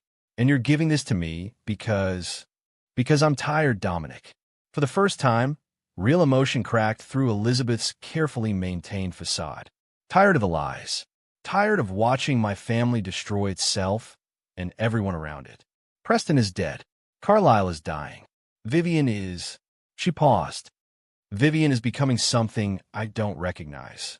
Dom finally took the envelope, securing it in his jacket pocket without opening it. "What's in this that you think I need to know?" "The truth about why he did it," Elizabeth said simply, "and about who was really behind the financial manipulations. It wasn't just Preston. It was never just Preston. Carlisle," Dom suggested, watching her reaction. "Among others." Elizabeth finished her martini in a single swallow. "Read it yourself. Use it however you see fit. The children deserve to know the truth about their heritage. All of it, not just the sanitized version we present to the world." "Why now?" Dom pressed, still wary of manipulation. "You could have come forward with this information months ago. Because tomorrow, in that courtroom, Vivian will present herself as the grieving sister, the devoted mother, the woman victimized by her unstable husband." Elizabeth's eyes, so like her daughter's, held Dom's with surprising intensity. "And I can't bear to watch another Palmer lie destroy more lives." After Elizabeth departed, Dom remained at the table, processing this unexpected development. The letter in his pocket represented either a genuine breakthrough or an elaborate trap, perhaps both simultaneously. The Palmers had demonstrated remarkable adaptability in their counterattacks, evolving their strategy as each previous approach failed. Back at the hotel, with the children still sleeping, Dom carefully examined Preston's letter before reading it. The paper, the handwriting, the Palmer family crest watermarked in the stationery, all consistent with Preston's known habits. The content, once Dom began reading, painted a devastating picture of a family built on generational deception. Preston described how Carlyle had initiated him into financial manipulation as a teenager, teaching him to view regulations as obstacles for common people rather than actual constraints. He detailed how the Palmer fortune had been built not on brilliant investment strategy, but on systematized insider trading, blackmail, and strategic ruination of competitors. Most damaging was his description of Vivian's role. Not an unwitting accomplice, but an architect of some of their most legally questionable structures, using her law background to identify and exploit loopholes. She was always the smartest of us, Preston wrote in his flowing script. Father recognized it before I did. While I was the public face, Viv designed the mechanisms that kept us untouchable. The children were her blind spot. She truly believes they belong in the Palmer fold, continuing the legacy. She'll sacrifice anything, even you, even her own integrity, to ensure they're raised as true Palmers. The letter concluded with something unexpected, a paragraph addressed directly to Dom. Russo, I know you'll see this eventually. Elizabeth will make sure of it. You were right about everything, though not for the reasons you think. We didn't target you because you weren't good enough for Vivian. We targeted you because you were dangerous, a man with an unshakable moral code in a family built on shifting principles. I hope you protect those children from becoming what we've become. Some bloodlines shouldn't continue. Dom secured the letter in the hotel safe, then spent hours recalibrating his strategy for the hearing. Preston's testimony from beyond the grave, if it could be authenticated and admitted, changed the battlefield entirely. No longer would Dom be fighting defensive action against accusations of instability. Now he had the means to expose the true nature of the family seeking custody of his children. The next morning, as they prepared to leave for the courthouse, Dom gathered Maddox and Lena for a final conversation before facing Vivian and the remaining Palmers. Today will be difficult, he told them, maintaining eye contact with each in turn. You'll hear things about me, about your mother, about your family that might be confusing or upsetting. We already know Mom's going to lie about you, Maddox said with the certainty of adolescence. It's more complicated than just lies, Dom corrected gently. There are different versions of truth, different perspectives on the same events. Are you going to tell them about the money? Lena asked. About what Mom and Uncle Preston did? Dom considered the question carefully. I'm going to present facts, supported by evidence. What happens after that depends on many factors outside our control. But we get to decide where we live, right? Maddox pressed. They can't force us to go with her. The judge will consider your preferences, Dom confirmed. But ultimately, the court decides based on what they believe is in your best interest. As they rode to the courthouse in a private car, Dom observed the children's responses to mounting pressure. Maddox increasingly withdrawn and stoic, Lena hypervigilant and analytical. Different coping mechanisms, but both demonstrating resilience that filled him with pride, tinged with regret. They shouldn't have to navigate this complex adult battlefield, shouldn't have to choose between parents or assess competing truths. At the courthouse, they were immediately separated, the children taken to meet with their independent advocates. Dom escorted to a conference room where Leona waited with their legal team. The hearing itself would be closed, the records sealed to protect the children's privacy. But news cameras clustered outside the building suggested the case had attracted significant media attention.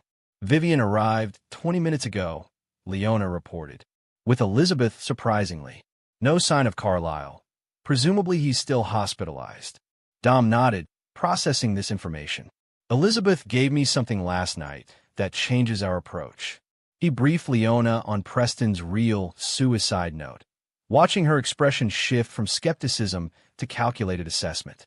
If authenticated, this is game-changing, she acknowledged, but also risky. Introducing it without warning could appear tactical rather than truthful. That's why I want you to provide copies to Vivian's attorneys before the hearing, Dom decided. No ambushes. Let them know we're prepared to submit it for forensic analysis to confirm authenticity. As Leona departed to implement this strategy, Dom prepared himself mentally for the confrontation to come. He would see Vivian for the first time in over a year, the woman who had shared his bed, borne his children, and systematically betrayed everything they had built together. The tactical operator in him viewed her as an adversary to be countered. The husband who had once loved her experienced more complex emotions. When they finally entered the courtroom, Dom maintained his focus on the judge, a stern-faced woman in her 60s with a reputation for prioritizing children's welfare over parental preferences. He deliberately avoided looking at Vivian until the proceedings formally began, denying her the opportunity to gauge his emotional state. When he finally allowed himself to look at his estranged wife, Dom was struck by how little she had changed physically while seeming fundamentally transformed. The same elegant features, the same poised posture, but her eyes held a calculation that he now recognized had always been there, merely concealed behind affection he had mistaken for genuine. The hearing proceeded with structured formality. Vivian's attorneys presented their case first, a carefully constructed narrative of a devoted mother separated from her children by an increasingly paranoid husband suffering from undiagnosed post-traumatic stress. They introduced affidavits from colleagues describing Dom's obsessive security measures and disproportionate responses to perceived threats. They presented financial experts questioning the legitimacy of Dom's business dealings, suggesting his accusations against the Palmers were projections of his own financial improprieties. Throughout this presentation, Dom maintained neutral composure, neither reacting defensively nor displaying the anger that might reinforce their narrative. When his own legal team's turn came, they methodically dismantled each accusation with documented evidence. Military psychological evaluations showing Dom had successfully completed PTSD treatment years before, financial audits confirming the legitimacy of his business operations, testimony from clients praising his professional judgment. Then came the pivot point, Preston's letter. When introduced into evidence, it created the exact disruption Dom had anticipated. Vivian's controlled facade cracked momentarily, her eyes darting to her mother with a mixture of shock and accusation. Elizabeth, seated behind the attorneys, maintained regal composure, her expression revealing nothing. The judge called a recess to review the new evidence, leaving the parties to marinate in the shifting dynamics. Dom, rather than engaging with Vivian directly, focused on reassuring the children, who had been brought in for brief testimony before being escorted back to their advocates. When proceedings resumed, the atmosphere had fundamentally changed. The judge, after reviewing Preston's letter and hearing arguments regarding its authenticity, ordered a comprehensive investigation into its claims before making any custody determination. In the interim, she maintained the status quo. Dom would retain primary custody, with Vivian granted supervised visitation. As they prepared to leave the courtroom, Vivian finally approached Dom directly, her voice low and tight with controlled fury. "You think you've won," she said, maintaining a smile for any observing eyes. "But you have no idea what you've started." Dom met her gaze without hostility. "This isn't about winning, Vivian. It's about truth." "Truth?" She nearly laughed. "You disappeared for months, took our children to the wilderness, and systematically destroyed my family's reputation. And you talk about truth?" "I learned from the best," Dom replied quietly. "Isn't that what Preston's letter revealed? The systematic Palmer approach to removing obstacles." Something flashed in Vivian's eyes. Not guilt or shame, but a cold recognition. "Those children are Palmer's too, Dom. No matter how far you take them, no matter what stories you tell them about me, they carry our blood. Remember that." As she turned to leave, Dom spoke one final time. "Blood isn't destiny, Viv. Choices." Outside the courthouse, As they navigated through reporters to their waiting car, Dom maintained a protective formation around the children, shielding them from cameras and questions. Only when they were safely inside the vehicle did he allow himself to process what had transpired. Not a conclusive victory, but a significant shift in momentum. The judge's investigation into Preston's claims would expose exactly what Dom had been working toward for over a year: the systematic dismantling of the Palmer family's carefully constructed facade. The financial empire built on manipulation. The social standing maintained through strategic relationships rather than actual integrity. The generational pattern of viewing rules as applicable to others but not themselves. As they drove away from the courthouse, Maddox broke the silence. "Mom looked different." "People change," Dom said simply. "Sometimes from the inside out." "Is Grandpa really dying?" Lena asked, having overheard discussions of Carlisle's condition. "It seems so," Dom confirmed, seeing no benefit in shielding them from this reality. "Are we going back to Montana now?" Maddox's question contained equal parts hope and wariness. Dom considered their position carefully. The hearing had gone as well as could be expected, but Vivian's parting words contained a threat he couldn't dismiss. The Palmer resources might be diminished, but were far from exhausted. Carlisle's illness might have removed him as an active opponent, but Vivian had demonstrated she was perhaps the most dangerous Palmer of all, the one who could present a convincing facade of normalcy while orchestrating systematic destruction. Not immediately, he decided. We have some things to finish here first. What Dom didn't share with the children was his recognition that they had reached a critical juncture. The systematic dismantling of the Palmer Empire was proceeding according to plan, but now faced an unexpected variable. Vivian operating without the constraints of either her father's caution or her brother's impulsivity. She was, as Preston had written, the smartest of the Palmers, and now she was focused entirely on reclaiming her children and rebuilding what Dom had destroyed. The end game was approaching, but not in the form Dom had originally anticipated. What had begun as calculated retribution had evolved into something more complex. A battle not just for justice or even custody, but for the very narrative that would shape his children's understanding of family, loyalty, and truth. As they returned to the hotel, Dom initiated the next phase of his contingency planning. Not a retreat, but a strategic repositioning. The final confrontation with what remained of the Palmer dynasty wouldn't be in courtrooms or financial institutions, but in the arena Vivian understood best, the court of public opinion and social perception. For that battlefield, Dom had been preparing longer than anyone realized. Chapter 7. Unmasking. The weeks following the courtroom confrontation unfolded like a strategic chess match, with Dom and Vivian making calculated moves while the Palmer family legacy continued its public disintegration. Carlisle Palmer, patriarch and architect of the family's fortunes, died quietly in his sleep 3 days after the hearing, a development that accelerated both the legal proceedings and Vivian's increasingly desperate countermeasures. For Dom, Carlisle's death represented both tactical advantage and unexpected complexity. The elder Palmer had been a formidable opponent, but also a predictable one. His strategies, rooted in old-world power dynamics, Dom had studied extensively. Vivian, now effectively the head of what remained of the Palmer dynasty, operated with a modern flexibility that required constant vigilance. "She's liquidating assets faster than our monitoring can track," Leona reported during one of their secure briefings. "Converting to cryptocurrency, routing through entities established in the past 6 months. She's preparing for something." Dom had anticipated this. The judge's investigation into Preston's claims is gaining traction. She's insulating whatever resources she can before the hammer falls. "It's more than that," Leona countered, sliding a tablet across the table. "Look at these property acquisitions, all within a 100-mile radius of your Montana ranch, all through different shell companies, but following the same formation pattern."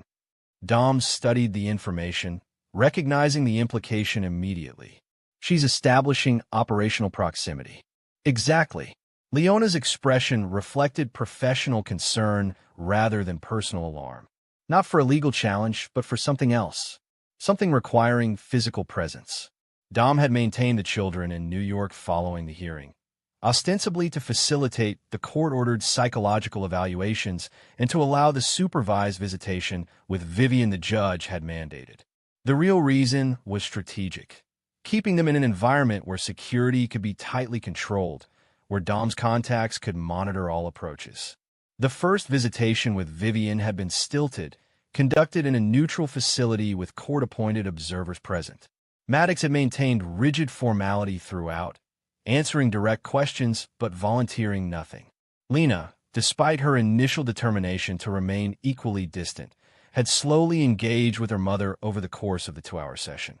Not with warmth, but with careful assessment that reminded Dom painfully of his own interrogation techniques. She kept asking about Montana, Lena reported afterward as they drove back to the hotel. Not directly, but like, what we did there were exactly it was stuff about the house. Intelligence gathering, Dom explained, careful to maintain a neutral tone despite his internal alerts. It's natural she be curious about where you've been living. It didn't feel natural, Maddox interjected from the back seat. It felt like she was checking off boxes on a list, making sure we weren't, like, living in a bunker with guns, or whatever she told the judge. Dom recognized the tactical acuity in his son's assessment. Vivian was collecting information not just out of maternal concern, but for operational planning. The property acquisitions Leona had identified suddenly took on greater significance in this context. That night, after the children were asleep, Dom initiated the next phase of his contingency planning. Using secure communications, he contacted Raul to activate preparations at 3 separate locations, none of them the Montana ranch.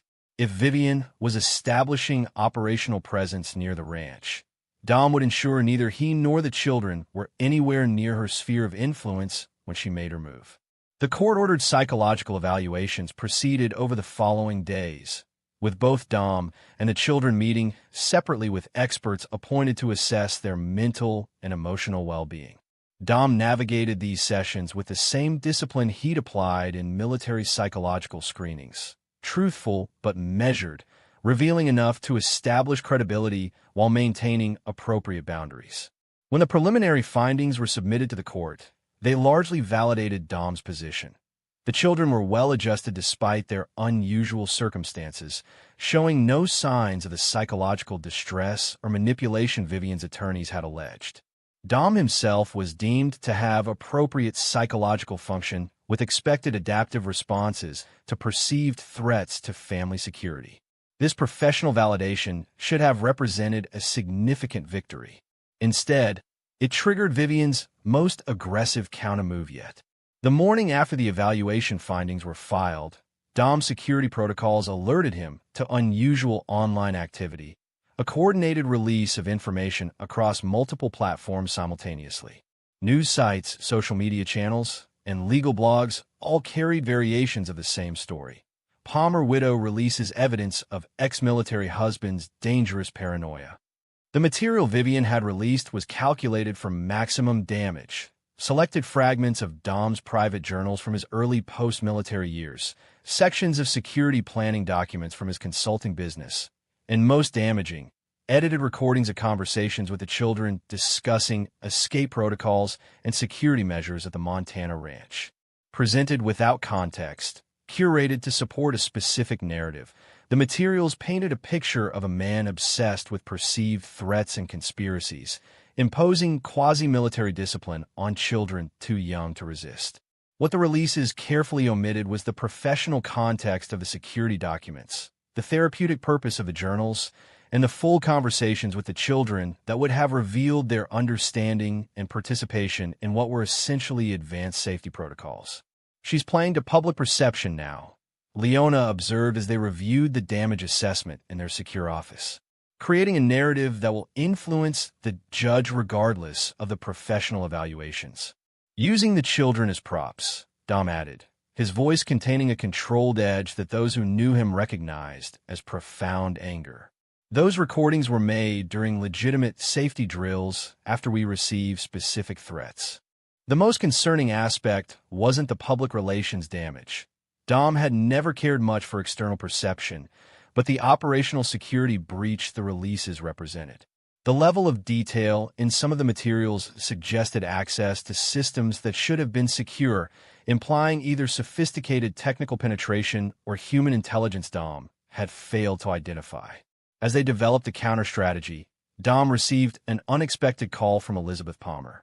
Since providing Preston's suicide letter, Vivian's mother had maintained distance from both parties in the conflict, attending Carlisle's funeral with dignified reserve and making no public statements about the ongoing legal proceedings. "She's gone too far," Elizabeth said without preamble when Dom answered. "Using the children this way crosses a line even Carlisle would have respected." "I'm handling it," Dom replied, neither confirming nor denying any specific response to Vivian's maneuver. "You don't understand," Elizabeth continued, an urgency in her voice Dom hadn't heard before. "This isn't just about custody anymore. Vivian is unstable. Carlisle's death, Preston's suicide, the financial collapse, it's broken something in her. She's talking about purging weakness from the bloodline and rebuilding from pure foundation." Dom processed this information, fitting it into the tactical picture forming in his mind. When did this shift begin? After the hearing. After Preston's letter was revealed. Elizabeth's voice dropped. "She believes you've corrupted her children with common values that need to be remediated." Those are her exact words, Dominic. "I've heard her discussing treatments, specialized schools, even medications to make them more compliant." A cold focus settled over Dom, the same clarity he had experienced in combat situations when objectives suddenly became crystalline in their simplicity. "Where is she now?" "At the Riverside House, preparing for the memorial service tomorrow." Elizabeth paused. "She has people with her. Not family. Not the usual security. Different people." "Thank you for the information," Dom said, already calculating response scenarios. "Stay away from the house tonight, Elizabeth." After ending the call, Dom initiated immediate extraction protocols for the children. Whatever Vivian was planning, whatever resources she had mobilized, the current location was now compromised. Within an hour, Maddox and Lena were secured in a secondary safe house in Connecticut, protected by Raoul and two other former military operators Dom trusted implicitly. With the children secured, Dom focused on countering Vivian's information operation. Rather than engaging in point-by-point rebuttals, which would only extend the narrative she had created, he opted for a comprehensive disclosure strategy, releasing complete, unedited versions of all materials Vivian had selectively leaked, providing full context for each document and recording.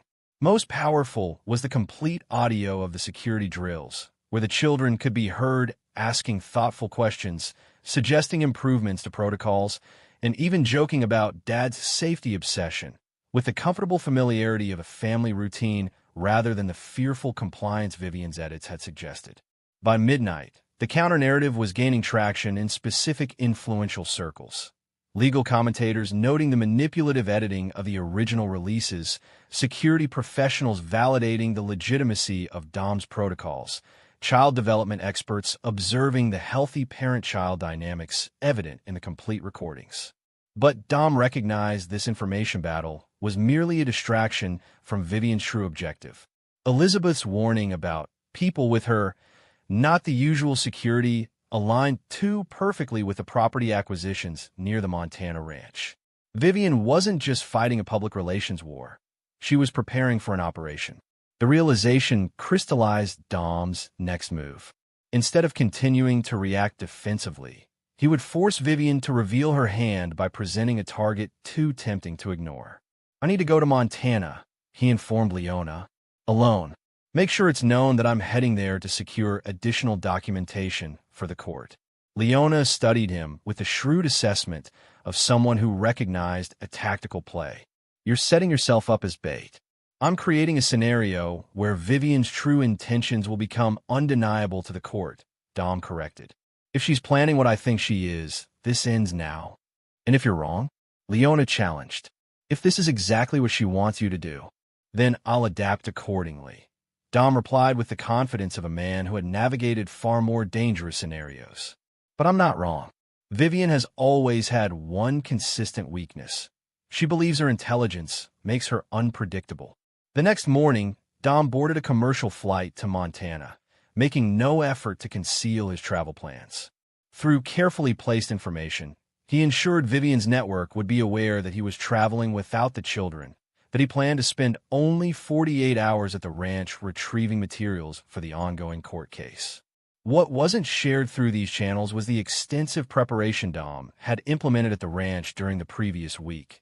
Security upgrades, surveillance systems, and contingency measures that transformed the property from a family residence to an operational environment designed specifically to document whatever Vivian was planning.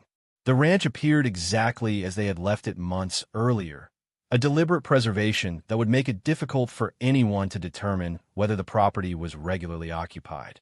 Dom maintained normal activity patterns for the first 24 hours, providing predictable behavioral data for anyone conducting surveillance. On the second night, the perimeter sensors activated shortly after midnight. 3 vehicles approaching from different access points, coordinating their movements. Not Vivian's usual security detail, as Elizabeth had warned, but a different caliber of operator altogether.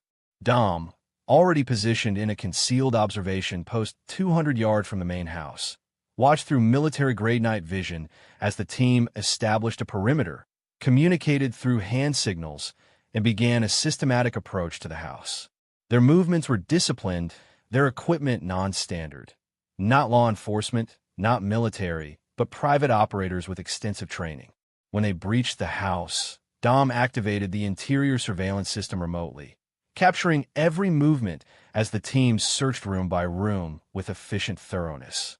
Their communications, intercepted through the house's security system, confirmed what Dom had suspected.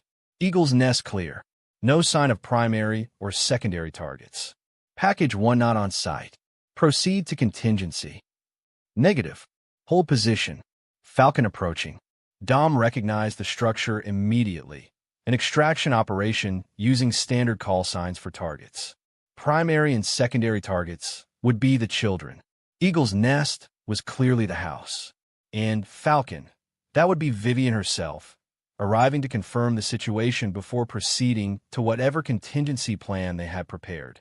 When a 4th vehicle arrived 30 minutes later, Dom wasn't surprised to see Vivian emerge, dressed in practical dark clothing rather than her usual elegant attire. She entered the house with the confidence of someone who believed herself in complete control of the situation, unaware that every movement was being recorded from multiple angles, every word captured by systems designed for precisely this scenario. Inside, Vivian conducted her own inspection of the house, paying particular attention to the children's rooms, examining personal items with a coldness that contradicted her public persona of the desperate mother seeking reunion with her beloved children.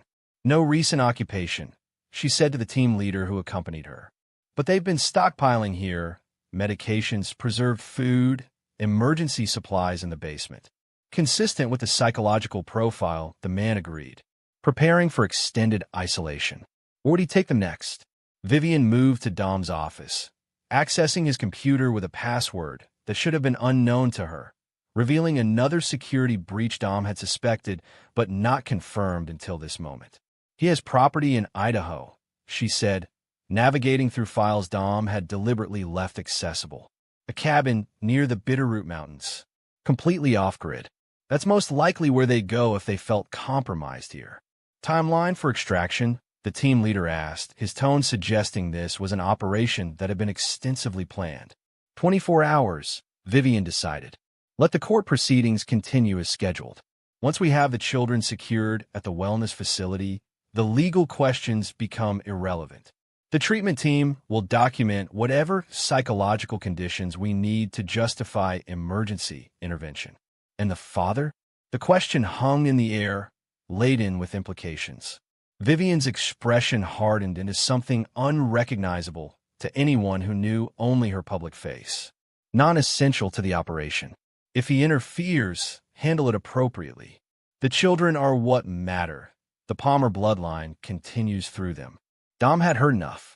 The surveillance was capturing everything, creating an unimpeachable record of conspiracy that no court could ignore. Vivian had moved beyond legal maneuvering into something far darker, planning what amounted to kidnapping under the guise of medical intervention, with a casual disregard for Dom's continued existence that suggested outcomes he had anticipated but hoped wouldn't materialize. He maintained his position as the team completed their reconnaissance of the property, establishing surveillance points and discussing extraction routes. Only after they departed, Vivian with them, did Dom return to the house to retrieve the surveillance recordings and initiate the final phase of his response. By morning, the evidence was secured and transmitted to multiple redundant locations, ensuring no single point of failure could prevent its eventual disclosure. Dom then contacted Leona, briefing her on the developments and instructing her to prepare emergency filings with the court. This goes beyond custody issues, he explained as he drove toward the private airstrip where transportation waited. She's planning an extrajudicial extraction using private contractors, with documentation falsification to cover the abduction. The judge will issue emergency orders, Leona confirmed. But enforcement requires knowing where Vivian is, where she's planning to take the children. The wellness facility she mentioned, Dom said, start with medical facilities associated with Palmer family donations. Look for recently established behavioral treatment centers, particularly those with limited public footprints. As Dom boarded the waiting plane, he received confirmation that the children remained secure at the Connecticut safe house, with additional security measures implemented based on the intelligence gathered at the ranch. The tactical picture was clarifying. Vivian believed the children were either at the Montana ranch or the Idaho property she had discovered in Dom's files. Both locations were now under surveillance by her contracted team, their resources divided precisely as Dom had intended. The Idaho cabin was a fabrication, a false flag location created months earlier as a contingency against exactly this type of intelligence penetration. Vivian's team would find a property that appeared to match their intelligence, complete with subtle indications of recent occupation, but no actual connection to Dom or the children. While her resources focused on these decoy locations, Dom implemented the final phase of his response. Not a defensive retreat, but a decisive counteroffensive designed to end the conflict permanently. The plane landed not in New York or Connecticut, but in Boston, where a very specific legal proceeding had been quietly prepared over the previous months. Not a custody hearing or financial litigation, but a federal deposition related to ongoing investigations into the Palmer financial empire, an investigation Dom had been secretly cooperating with since before his initial disappearance. In a secure federal building, Dom provided testimony under oath about everything he had witnessed and documented: the systematic financial crimes, the manipulation of accounts, the pressure tactics applied to critics and whistleblowers. Most crucially, he supplied the unedited surveillance footage from the previous night, showing Vivian planning what amounted to criminal conspiracy. By the time Vivian realized her tactical error, dividing her resources between decoy locations while the real action unfolded in an entirely different arena, federal agents were already executing search warrants at the wellness facility she had prepared for the children's treatment. What they discovered there transformed the narrative completely. A private medical facility staffed by practitioners with questionable credentials, documentation prepared for behavioral modification protocols that bordered on abusive and, most damning, medication regimens prepared specifically for Maddox and Lena that included powerful psychotropic drugs with no legitimate therapeutic purpose for children their age. The evidence was irrefutable, the legal consequences immediate. Vivian Palmer was taken into federal custody not for financial crimes or custody violations, but for conspiracy to commit multiple felonies against her own children. The private contractors she had hired scattered at the first sign of federal involvement, but their identities, meticulously documented through Dom surveillance, ensured most would eventually face their own legal consequences. For Dom, watching the collapse of Vivian's final desperate gambit brought not satisfaction, but a weary relief. The children were safe. The threat was neutralized. The battle that had consumed nearly 2 years of their lives was effectively over. When he finally returned to the safe house in Connecticut, Dom found Maddox and Lena waiting with a resilience that both inspired and saddened him. Children who had been forced to develop adult awareness far too early, who understood concepts of security and betrayal no child should comprehend. "Is it really over?" Lena asked as they sat together in the safe house living room. The perimeter secured by Raul's team, while federal marshals established additional protection nearby. "The immediate threat is," Dom confirmed, maintaining his policy of age-appropriate honesty. "Your mother is in custody. The people she hired have dispersed. The legal system is now fully engaged with all the evidence." "Will she go to prison?" Maddox's question contained complex emotions: concern, anger, a son's instinctive protectiveness despite everything that had happened. "That's likely," Dom acknowledged. "The evidence is substantial, and not just about what she planned for you both. The financial crimes alone carry significant penalties." "What happens to us now?" Lena asked the question that mattered most: the future beyond the immediate tactical situation. Dom took a moment before answering, recognizing the weight of this transition point. They had been operating in crisis mode for so long that the prospect of normal life seemed almost foreign. "Now we rebuild," he said finally. "Not in Montana. That chapter is closed. Somewhere new, where we can establish ourselves without the shadow of the past hanging over us. Just the three of us," Maddox clarified, something vulnerable beneath his teenage attempt at casual inquiry. "Just us," Dom confirmed. "Family. The real kind, built on trust and truth, not bloodlines and obligations." As night fell over the safe house, Dom watched his children sleep with a hypervigilance that had become second nature, alert to threats, but also to the subtle indicators of their emotional state. Maddox's posture had relaxed for the first time in months, his usual defensive tension eased by the knowledge that the immediate danger had passed. Lena, always the more overtly sensitive of the two, had fallen asleep clutching the childhood stuffed animal she had pretended to outgrow years earlier, but had insisted on bringing to each safe location. In the quiet darkness, Dom allowed himself to process what they had all endured, not just the tactical challenges and security threats, but the profound betrayal at the heart of it all. Vivian had not merely violated their marriage vows or financial trust. She had been willing to sacrifice their children's well-being to preserve a corrupt family legacy. The Palmer definition of family, bloodlines and appearances, power and position, had ultimately revealed itself as hollow, destructive, and fundamentally unsustainable. The path forward would not be simple. The children would need support processing their mother's betrayal and eventual imprisonment. There would be ongoing legal proceedings, financial matters to resolve, new identities to establish in whatever community they chose to build their future. But for the first time since discovering Vivian's betrayal, Dom felt something like peace, not the absence of vigilance, but the presence of certainty. The immediate battle was won. Now came the longer war of rebuilding. Chapter 8. Scorched Earth. 6 months after Vivian's arrest, the Palmer legacy existed only in financial forensic reports and criminal case files. What had once been a dynasty spanning generations had collapsed with stunning totality, leaving behind shell corporations, frozen assets, and a trail of investigations that continued to uncover deeper layers of corruption.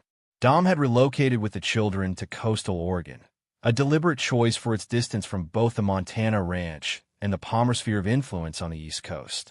The property he purchased sat on a cliff overlooking the Pacific, its isolation providing security while its natural beauty offered something the children had lacked during the years of conflict: normalcy. "It's strange not having security perimeters anymore," Maddox observed one morning as they hiked along the coastal trail that connected their property to the nearest small town.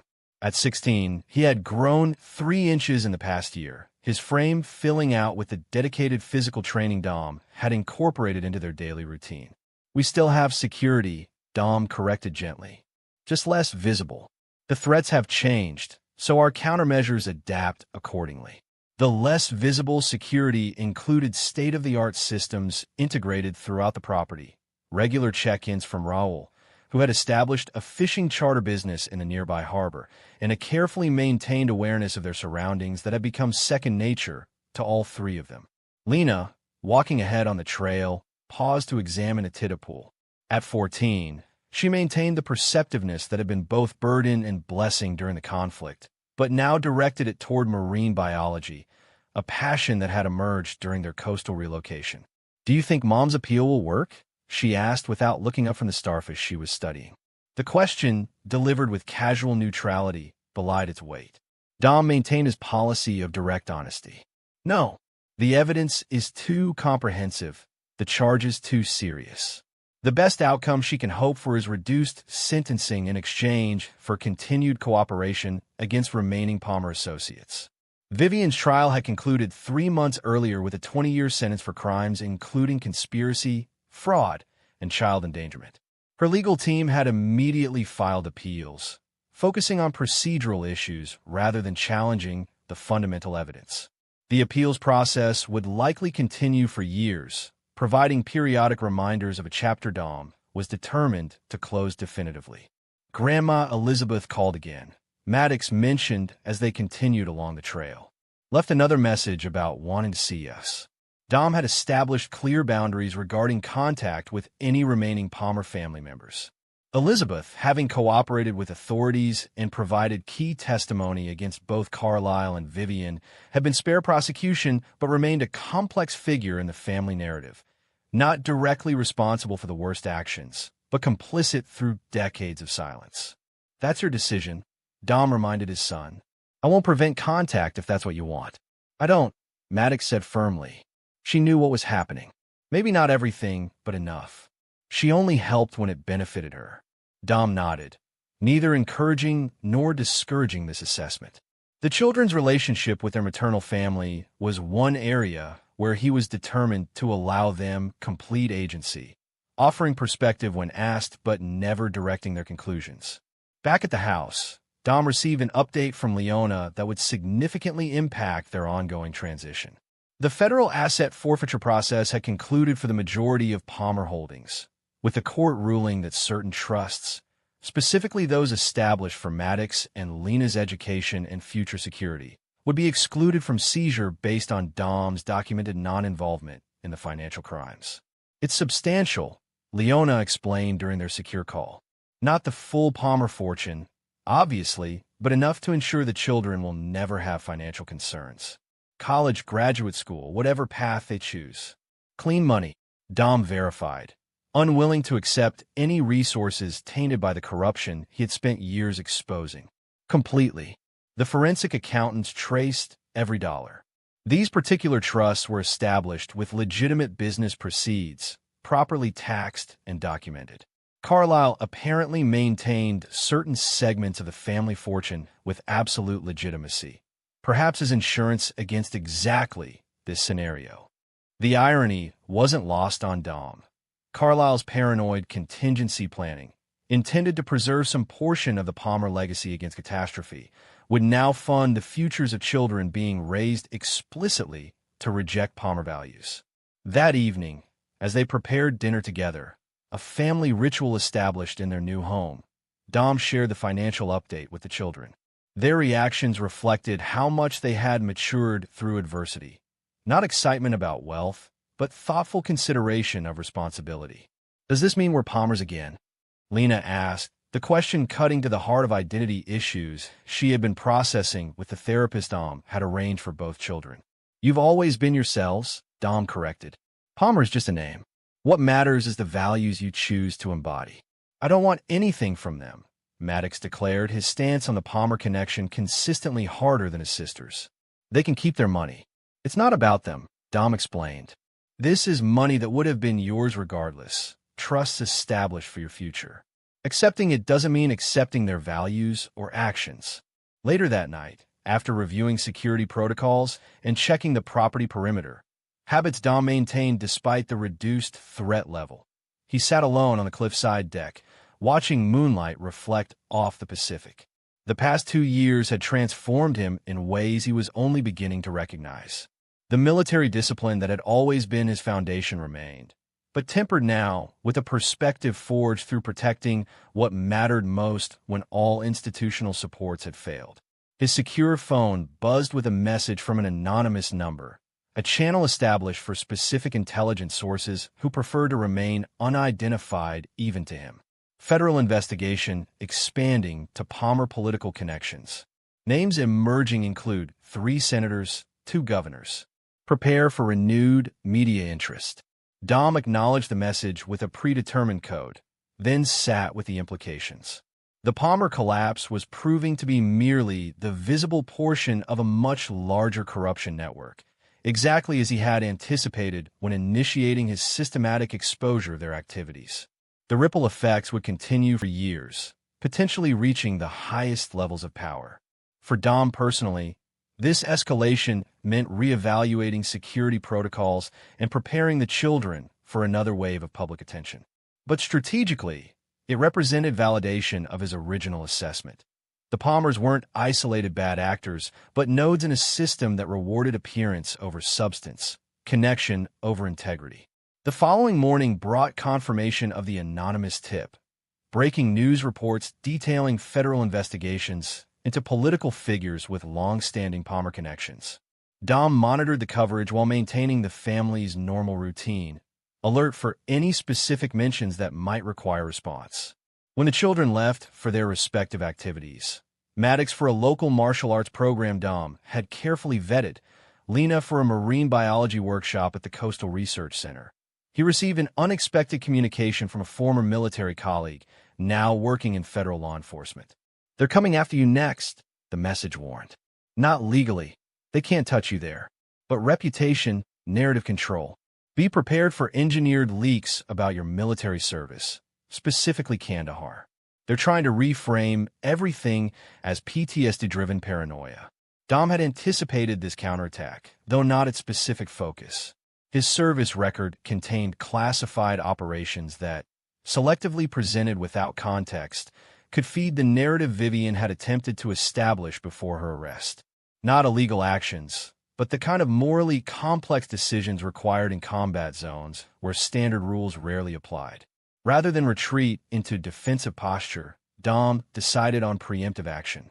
Through secure channels, he contacted key journalists who had reported accurately on the Palmer case, offering a comprehensive interview about his military service, the systematic dismantling of the Palmer empire, and the ongoing protection of his children. Full disclosure, he instructed Leona, who would coordinate the media engagement. No redactions, no spin. Just complete context for whatever they're planning to leak. The interview, conducted at a neutral location without the children present, became a turning point in the public narrative. Dom spoke with the direct clarity that had become his hallmark, acknowledging complex decisions from his military service while providing the contextual framework missing from the selective leaks that began appearing in less reputable outlets. War requires choices that look very different from the safety of civilian life, he explained to the Pulitzer-winning journalist who had covered the Palmer financial crimes from the beginning. "I've never claimed perfect judgment in every situation. What I do claim is consistency of purpose, protecting those who can't protect themselves, whether that's civilians in conflict zones or my own children facing systematic manipulation." When asked about Vivian specifically, Dom's response reflected neither vindictiveness nor forgiveness. Vivian made choices that prioritized a corrupt family legacy over our children's well-being. The consequences she's facing are the direct result of those choices, not any action I took against her personally. I didn't destroy the Palmer empire. I simply exposed its true nature and allowed the legal system to function as intended. The interview, published simultaneously across multiple platforms, effectively neutralized the attempted character assassination. More significantly, it shifted public perception of the entire Palmer case from a personal family drama to what it truly represented: the exposure of systemic corruption that had operated unchecked for generations. As public attention intensified around the political dimensions of the Palmer connections, Dom maintained rigorous focus on the family's security and stability. The children, despite their remarkable resilience, still experienced periods of struggle with their mother's actions and ongoing absence. "Do you ever miss Mom?" Lena asked one evening as they sat on the deck watching the sunset. A rare direct question about feelings Dom had been careful not to impose on either child. "I miss who I thought she was," Dom answered honestly. "The partner I believed I had. But that person never truly existed. She was a projection of what Vivian wanted me to see. Do you hate her? Lena pressed, her perceptiveness zeroing in on the emotional core Dom rarely exposed. Dom considered the question carefully. Hate requires emotional investment I'm not willing to make. What I feel is clarity, understanding that the relationship was based on fundamental misperception and making decisions accordingly. While the children processed their complex emotions about their mother, Dom focused on building the framework for their future, establishing legitimate business operations through his security consulting firm, now restructured to emphasize corporate ethics and accountability systems. The irony wasn't lost on him.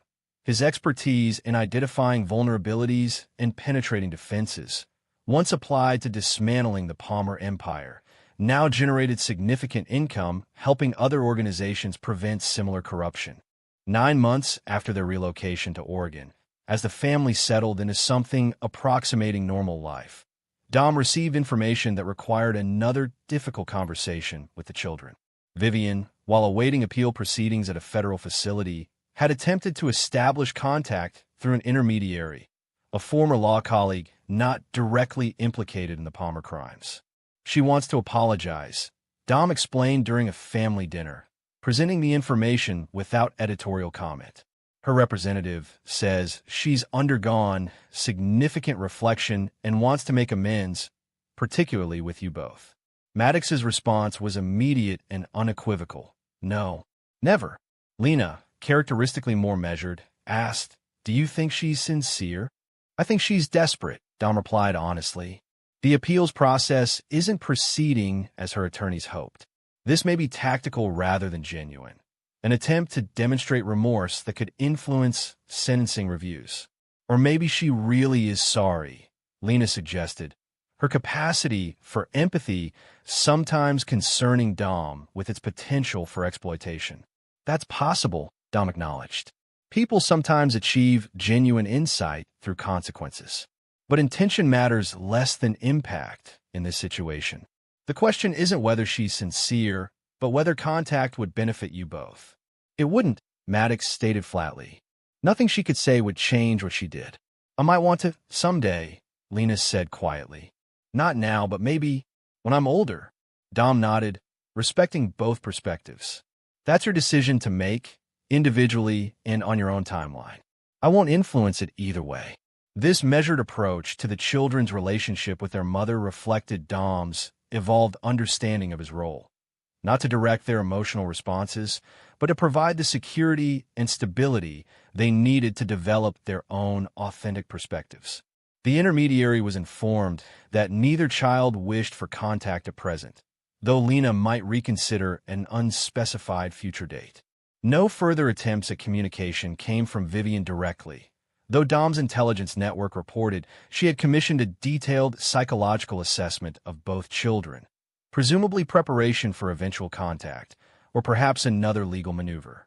As the 1-year anniversary of their Oregon relocation approached, Dom initiated what he considered the final phase of the transition from crisis to stability. The property, initially selected primarily for security considerations, was modified to reflect more permanent residence. Landscaping that balanced beauty with maintained sightlines, renovations that incorporated the children's evolving interests, community connections carefully established with selected neighbors and local institutions. "We're not running anymore," he explained when Maddox questioned certain security protocol relaxations. "We're establishing. Different strategic objectives require different operational parameters. In normal person speak?" Maddox requested with a hint of humor that had gradually reemerged as stability increased. "We're putting down roots," Dom clarified. "Making this home, not just a secure location." The process wasn't without challenges. Both children experienced adjustment difficulties in their new school, their unusual background and hypervigilant tendencies sometimes creating social barriers. Dom addressed these issues with characteristic directness, arranging appropriate support resources while maintaining clear expectations for resilience. "Different doesn't mean damaged," he reminded Lena after a particularly difficult day when classmates had asked probing questions about her mother's criminal case. Your experiences have given you perspective most people never develop. That's an advantage if you choose to view it that way. For Dom personally, the transition from tactician to father rebuilding a family required its own adjustments. The hypervigilance that had kept them safe during the acute crisis sometimes manifested as excessive control in normal situations. The tactical thinking that had outmaneuvered the Palmer resources occasionally translated to unnecessary complexity in routine decisions. He addressed these tendencies with the same disciplined self-awareness he'd applied throughout his military and security career, identifying patterns, implementing corrections, measuring results. The objective remained consistent, providing the stability and security his children needed while allowing them the freedom to develop their own identities beyond the shadow of the Palmer legacy. 14 months after Vivian's arrest, as life had settled into sustainable patterns, Dom received information that would trigger the final chapter in the Palmer saga. Through his intelligence network, he learned that Elizabeth Palmer had retained investigators to locate certain financial documentation believed lost in the chaos of the family's collapse. Specifically, records related to offshore holdings Carlyle had established decades earlier.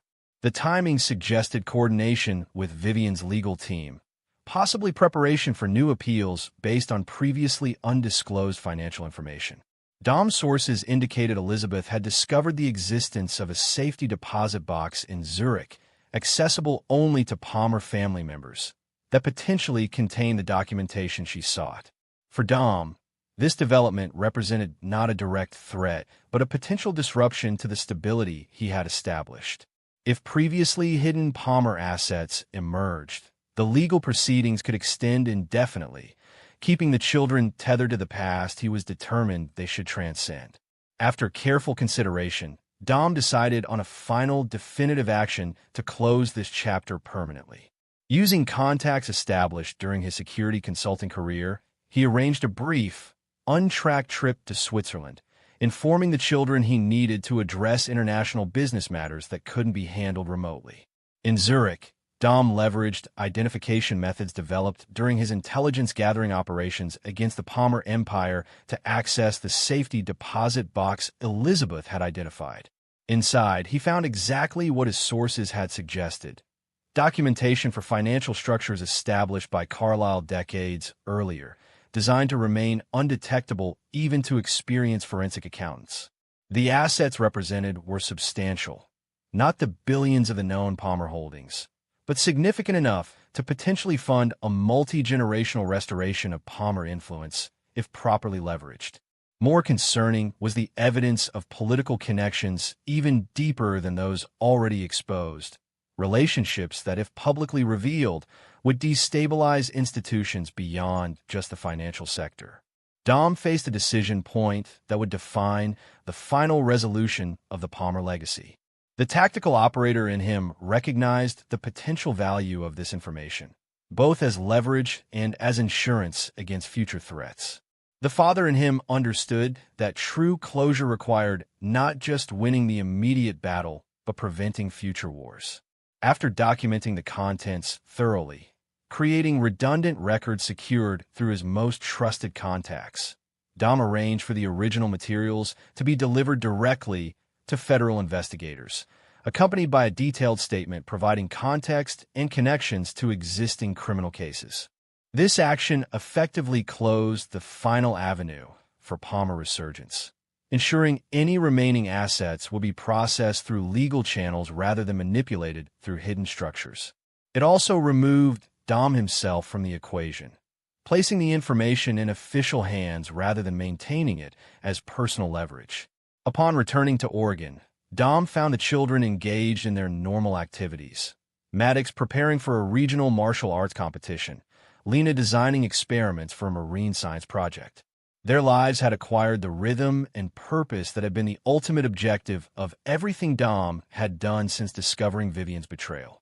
That evening, as they ate dinner on the deck overlooking the Pacific, Dom recognized an opportunity for closure that transcended legal proceedings and financial settlements. "I want to ask you both something important," he began, setting aside his usual reserve about family emotions. "After everything that's happened, Everything we've been through. Are you happy here? Not just safe, not just stable, but actually happy. The question caught them by surprise. Dom's focus had always been primarily on security and development, with happiness considered a potential byproduct rather than a direct objective. Maddox considered the question with characteristic thoroughness. "I'm content," he said finally. "I don't think about the past as much. I have goals now, things I want to achieve that have nothing to do with all that." Lena's answer came more readily. "I'm happy when I'm working at the research center, when we're here together like this.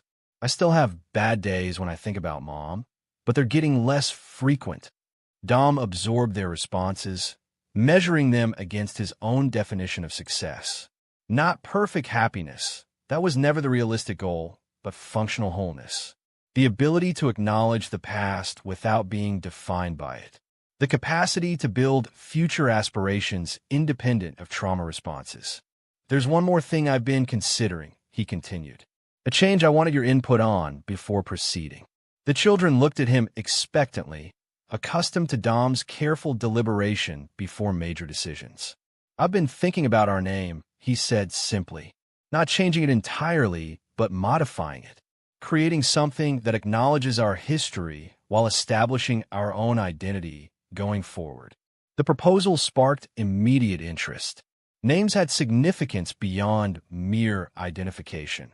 They carried legacy, connection, expectation. The Russo name linked them to Dom's heritage of discipline and protection. The Palmer name, which neither child had taken but which influenced how the world perceived them, carried the weight of both privilege and corruption. "Something new," Maddox clarified. "Not Russo or Palmer. A variation of Russo," Dom explained. "Modified to represent who we are now, not just who we came from." The conversation that followed reflected how far they had come as a family unit. Thoughtful exchange of perspectives, genuine consideration of implications, mutual respect for different viewpoints. By the end of the evening, they had reached consensus on a modification that honored Dom's family heritage while symbolizing their new beginning. The legal process of implementing this change became the final formal action in separating from the Palmer legacy. Not rejection or denial of history, but integration and transformation, exactly the process Dom had worked to facilitate for the children psychologically. Chapter 9. Phoenix Protocol. 5 years after the collapse of the Palmer Empire, the family that had once been its potential heirs had transformed so completely that few connections remained visible to the outside world. The modified surname, Rossano, had become established through legitimate business registrations, academic achievements, and community integration. The coastal Oregon property had evolved from tactical retreat to genuine home, its security measures sophisticated but unobtrusive. Dom, now approaching 50, had redirected his security expertise towards specialized consulting for organizations focused on corporate accountability and ethics enforcement. The irony of his career evolution wasn't lost on him. The same skills he had once used to dismantle corruption now generated substantial income, helping prevent it. His reputation in these circles was built not on his connection to the Palmer case, which many younger clients didn't even recognize, but on his methodical effectiveness and uncompromising standards. Maddox, at 21, had developed into a focused young man with his father's tactical precision and a moral clarity forged through adversity. Completing his third year at Stanford with dual concentrations in international relations and cybersecurity, he had established himself as a formidable academic talent while maintaining the physical discipline ingrained through years of martial arts training. Lena, 19 and in her second year at Scripps Institution of Oceanography, had channeled her perceptiveness into scientific inquiry, specializing in marine ecosystems with an emerging focus on resilience in damaged habitats. Her childhood tendency toward hypervigilance had evolved into exceptional observational skills, making her a natural researcher. Both children maintained the security awareness Dom had instilled, but now balanced it with normal young adult development. Maddox dating a classmate whose father happened to be former military intelligence, a coincidence Dom had verified with characteristic thoroughness. Lena dividing her time between research projects and a close circle of equally dedicated science students. The annual family gathering at the Oregon property had become tradition. A week in summer, when both children returned home, maintaining connections despite increasingly independent lives. Dom, who had once structured these gatherings, now allowed them to unfold with the natural rhythm of a family comfortable in each other's presence. During one such gathering, as they hiked familiar coastal trails, Maddox broached a subject that had remained largely untouched for years. "I got a letter from Mom," he said without preamble, maintaining the direct communication style he'd inherited from Dom, forwarded through Stanford's administrative office. Dom absorbed this information without visible reaction, though internally he noted that Vivian's persistence had outlasted his expectations. 3 years into her sentence, following multiple failed appeals, she had apparently found means to circumvent the communication boundaries established by both Dom and the children themselves. "What did it say?" he asked, neither encouraging nor discouraging Maddox's disclosure. "Mostly what you'd expect. She's changed, found religion, wants forgiveness." Maddox's tone remained neutral, analytical rather than emotional. "Says she accepts responsibility now, understands why what she did was wrong." "And do you believe her?" Dom asked, genuinely curious about his son's assessment. Maddox considered the question with characteristic thoroughness. "I believe she believes it. Whether that constitutes actual change is a different question." "Are you planning to respond?" Dom maintained his long-standing position that the children's relationship with their mother was theirs to determine, requiring neither his permission nor his approval. "No." Maddox's decision was firm. What she did wasn't just wrong, it was revealing. It showed who she truly was when pressured, someone willing to sacrifice her children for family legacy and financial security. Lena, walking slightly ahead on the trail, turned back toward them. "I got one too. Different content, same objective." Dom nodded, unsurprised that Vivian would tailor her approach to each child's known tendencies. "And your thoughts?" "I've been studying ecosystem collapse," Lena replied with the tangential approach that often preceded her most insightful observations. "When habitats are destroyed beyond certain thresholds, no amount of restoration effort can recreate what existed before. You can only establish something new that acknowledges the damage as part of its foundation." The analogy wasn't lost on either Dom or Maddox. Vivian's actions had crossed thresholds that made traditional restoration of relationship impossible. Not because forgiveness was inconceivable, but because trust had been fundamentally compromised beyond structural repair. "I wrote back," Lena continued, surprising both her father and brother. "Not with forgiveness. I'm not there, might never be, but with acknowledgement that I received her letter, that I understand she believes she's changed." Dom studied his daughter with quiet pride. Her capacity to engage with complexity while maintaining clear boundaries reflected maturity beyond her years. "That was your choice to make," he said simply, "as is whatever comes next." The conversation shifted to other topics as they continued their hike, but Dom recognized its significance in the longer arc of healing. Both children had developed the capacity to engage with their mother's legacy not from positions of trauma response, but from centered self-awareness. Exactly the outcome he had worked toward through years of careful support. Later that evening, as they gathered on the deck overlooking the Pacific, Dom shared information he had been considering for several weeks. "I've been approached about a position with an international accountability organization," he explained, "coordinating security for investigators who document corporate and governmental abuses in developing regions." "Sounds dangerous," Maddox observed, immediately identifying the operational implications. "Calculated risk," Dom acknowledged, "but meaningful work." "You're asking our permission?" Lena's perception, as always, cut straight to underlying dynamics. "Not permission," Dom clarified, "but your perspectives matter. This would involve significant international travel, extended periods away from home, a meaningful change to our established patterns." What remained unspoken but understood was that Dom had structured his entire life around availability to his children for the past 7 years. Every decision, from security protocols to business development, had been filtered through the primary objective of providing stability and protection. This potential change represented not just professional evolution, but a fundamental shift in family dynamics. "We're not kids anymore, Dad," Maddox pointed out with practical directness. "We have our own lives, our own security protocols. You deserve the same." "I think you should do it," Lena added. "You've always been most fulfilled when protecting those who need it. That's who you are." Dom absorbed their perspectives with the careful consideration he applied to all strategic information. What they were offering wasn't just approval for a career move, but release from the hyper-focused protective role that had defined his identity since discovering Vivian's betrayal. The recognition both humbled and liberated him. The conversation evolved into practical planning, communication protocols during international deployments, security measures for the Oregon property during extended absences, contingency procedures for various scenarios. The familiar territory of tactical preparation provided comfortable framework for what was essentially an emotional transition. Dom stepping fully into his own life again, while the children continued establishing theirs. 2 months later, as Dom prepared for his first extended international assignment with the Accountability Organization, he received information that brought the Palmer chapter full circle. Through his still-maintained intelligence network, he learned that Vivian had been diagnosed with aggressive cancer, her prognosis measured in months rather than years. The news presented a final decision point regarding the Palmer legacy.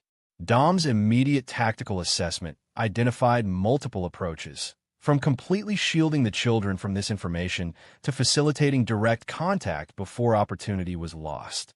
His evolved understanding of his role, however, led him to the only appropriate response, providing the information without directive or manipulation. He shared the news with both children through individual conversations, tailored to their communication preferences. Maddox, away at Stanford, received a direct video call with the medical details presented clearly. Lena, between research voyages at Scripps, received the same information with additional context about treatment options being pursued. Neither responded with immediate decisions about contact, exactly as Dom had expected. Each would process the information according to their own internal frameworks, reaching conclusions authentic to their individual relationships with their mother rather than influenced by external expectations. Dom's own response to Vivian's illness surprised him with its clarity. The tactical operator who had systematically dismantled the Palmer empire felt neither satisfaction nor pity. The husband who had once loved her experienced neither vindication nor grief. What remained was simply acknowledgement of a complex human who had made destructive choices with far-reaching consequences, now facing the most fundamental consequence of all. 3 weeks before Dom's scheduled departure for his international assignment, Lena called with her decision.